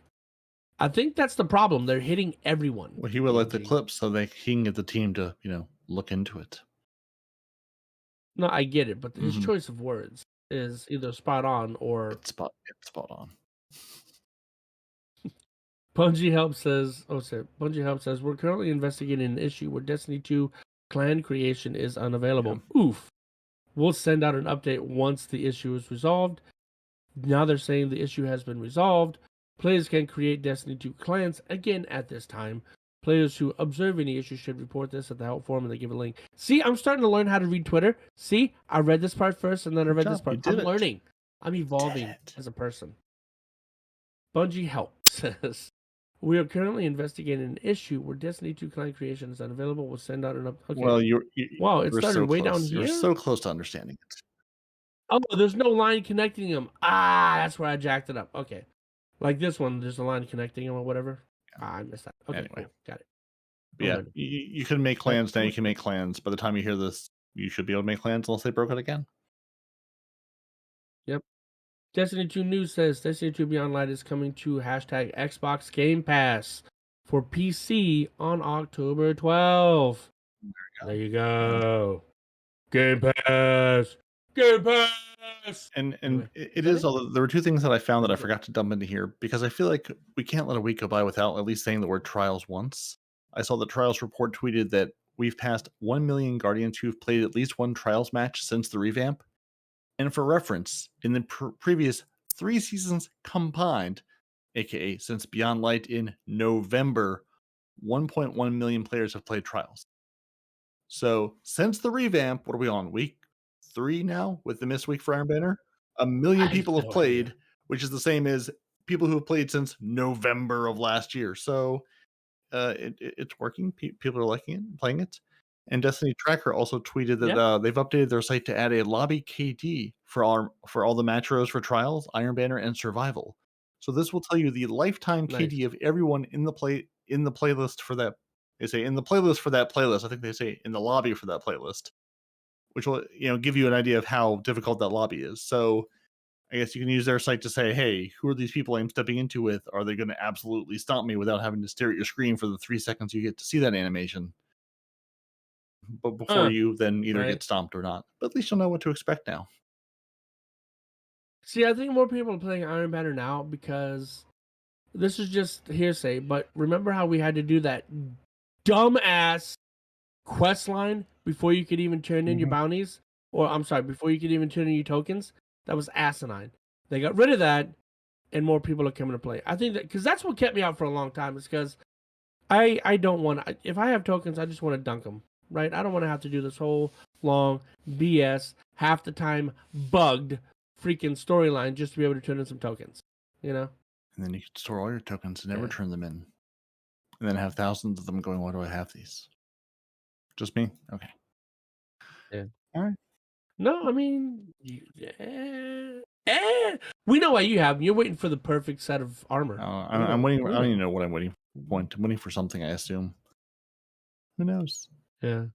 So I have some tips, tricks, guides, and builds for this week if you are interested, or if you're kind of just doing your normal triumphs and challenges.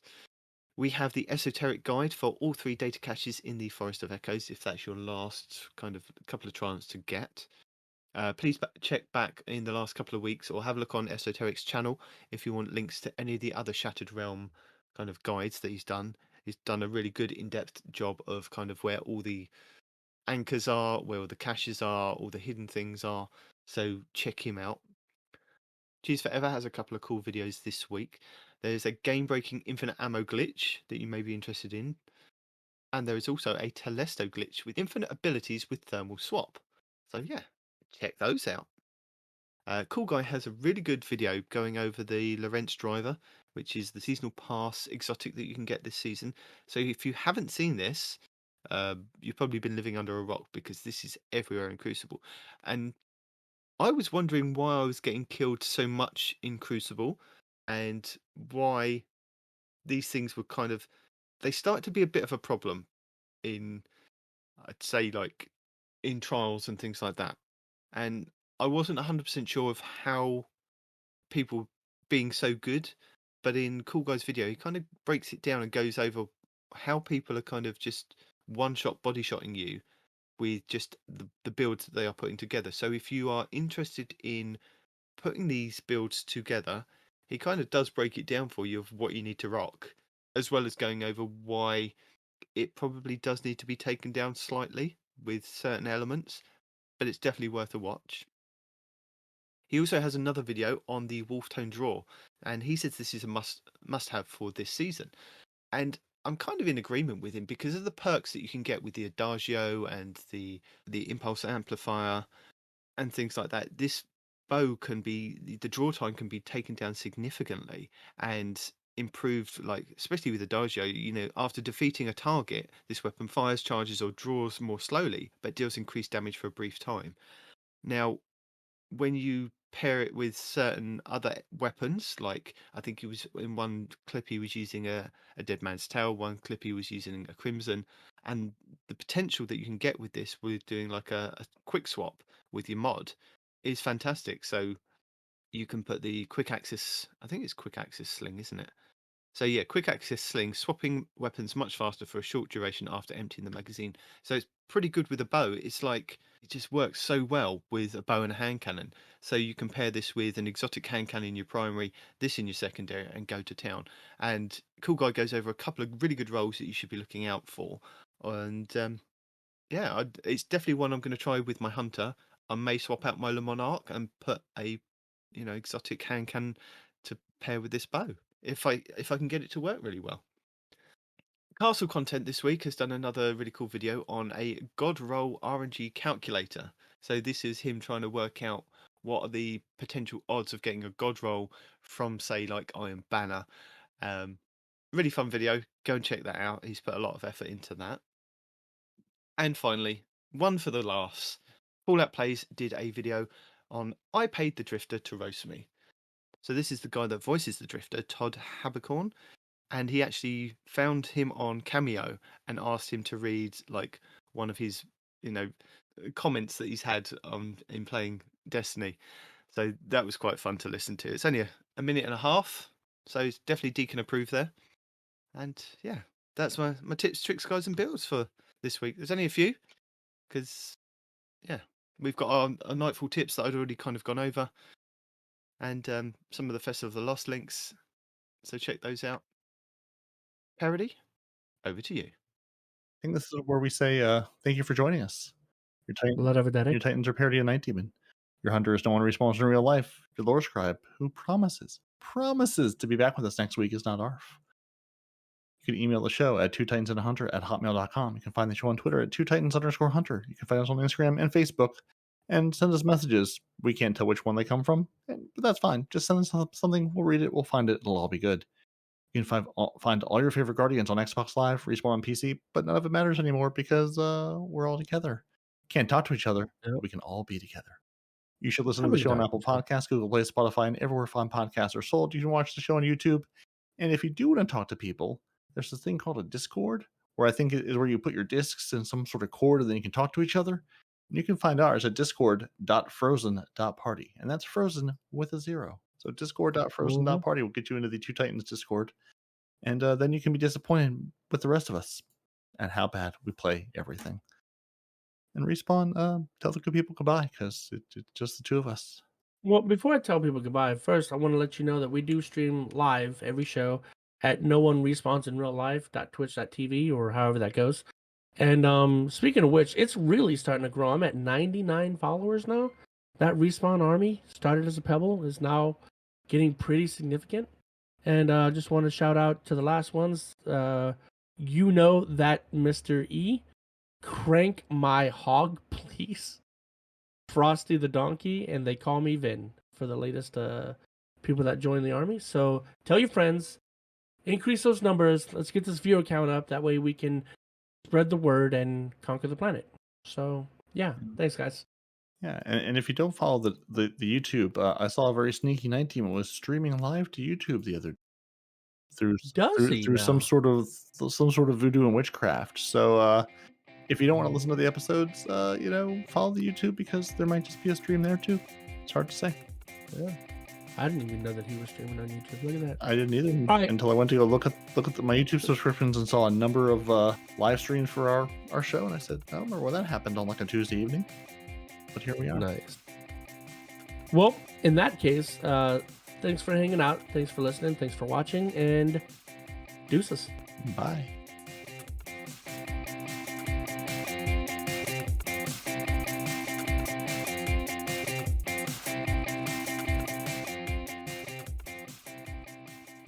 Did I tell you guys? Did I ever tell you guys about the Yellowstone Park, or where's the one that's got all the that's in the volcano? Is that Yellowstone or Jellystone? Yellowstone, right? No idea. Because it's the sulfur. Yeah, Yellowstone. Okay, yeah. Totally so it's Jellystone. There's a bear. He steals picnic baskets. So I had a vacation in Yellowstone for about a week one time, right? Is that really a Jellystone then, or is that just completely made up? Because you guys are really confusing the hell out of me. Hold on, is there a Jellystone? I thought it was made up. Jellystone Park. Let's see if there's a Jellystone Park. I mean, I think there is a Jellystone Park that There's they've made. 75 Jellystone Parks. Yeah. I mean, I think they have like there is not a national park. The national park in the U.S. is Yellowstone. I think there are like Yogi Bear branded Jellystone parks, various places after the Hanna-Barbera it's like a cartoon thing, yeah. But anyway, so we're up there for about a week, and this is after I've lived in Florida for about 8 years. So when I think bears, I'm thinking black bears, right? Obviously, you don't want to go up and pet them, but they tend to give you space, right? So I'm like, all right, no big deal. And all the signs throughout this whole park said, hey, stay on the trail. You go off the trail, there's going to be bears, right? Everywhere in this park, everybody says stay on the trail. Every sign everywhere, right? I mean, the bears don't care, and they can go on the trail. But, well, they tend to stay away from people, but don't jump ahead of me. Let me get to that point, okay? So, they never said what kind of bears, right? So they just said general bears, right? That's all. Well, at one point high-ranking bears, yellow bar bears. At one point in time, there was like a double waterfall, and I wanted to get a really good picture, so I jump off the trail, I go down, so I can get a good picture going so up the double waterfall. The trail. We're clarifying this, that you went off the trail, okay. Absolutely. Right, so I'm down there at the bottom of this mountain next to the river. I can't follow instructions in a raid. But I needed the picture. Yeah, but I needed to do stuff in the raid. So, I'm getting the picture, and the tree line is about 15, maybe 20 feet away from me. It's not too close, but not too far, right? And there's like a deep guttural growl coming from the trees, right? And it's Luna. And no, Hiding. so Please don't I've make been that around sound. wolves. I've been around a lot of animals in my lifetime. This growl that I heard was significantly larger than a wolf, right? You can just tell by the sound, whatever it is big. So I assumed it was a bear. Again, I assumed it was a black bear. I didn't really rush up the mountain, which apparently saved my life, because if you run, they chase. So I just kind of made my way back up the mountain to the trail. I get up to the trail, and my girlfriend at the time, her and her son look at me, they're like, "Are you all right?" Apparently, visually speaking, I was not okay. Right? They said I was pale and I was shaking and things like this. I don't remember that. But they said that, you could tell I didn't look okay. But we just continued on, had the rest of our vacation, and 3 days later, we're leaving the park, right? As we're leaving the park, there is a sign on the road out of the park that says, "Beware of grizzlies." And it's at this moment I decided to panic. Because now I know what was in the bushes. That wasn't a black bear. That was a grizzly. And grizzlies are big. If you've never seen a grizzly bear in real life, imagine a person standing on another person 2 persons wide. They're big. And I was like, thank God it didn't chase me or challenge me or whatever, because I would not be here today. And like, when I say at this moment I panicked, I mean like hyperventilating, hands shaking, had to pull over to the side of the road to calm down. And keep in mind, I'm completely safe at this point, right? The danger is 3 days gone. But my body's like, holy crap, do you realize what almost happened? Right? But trauma is fun. Trauma is very fun. Not to mention, I didn't learn until we were already a few days into the vacation. Yes, shut up, I know I'm ignorant, but I didn't know Yellowstone Park was in the mouth of North America's largest super freaking volcano, right? So, lots of things I found out after the fact that made me panic and want to never go back. Grizzlies.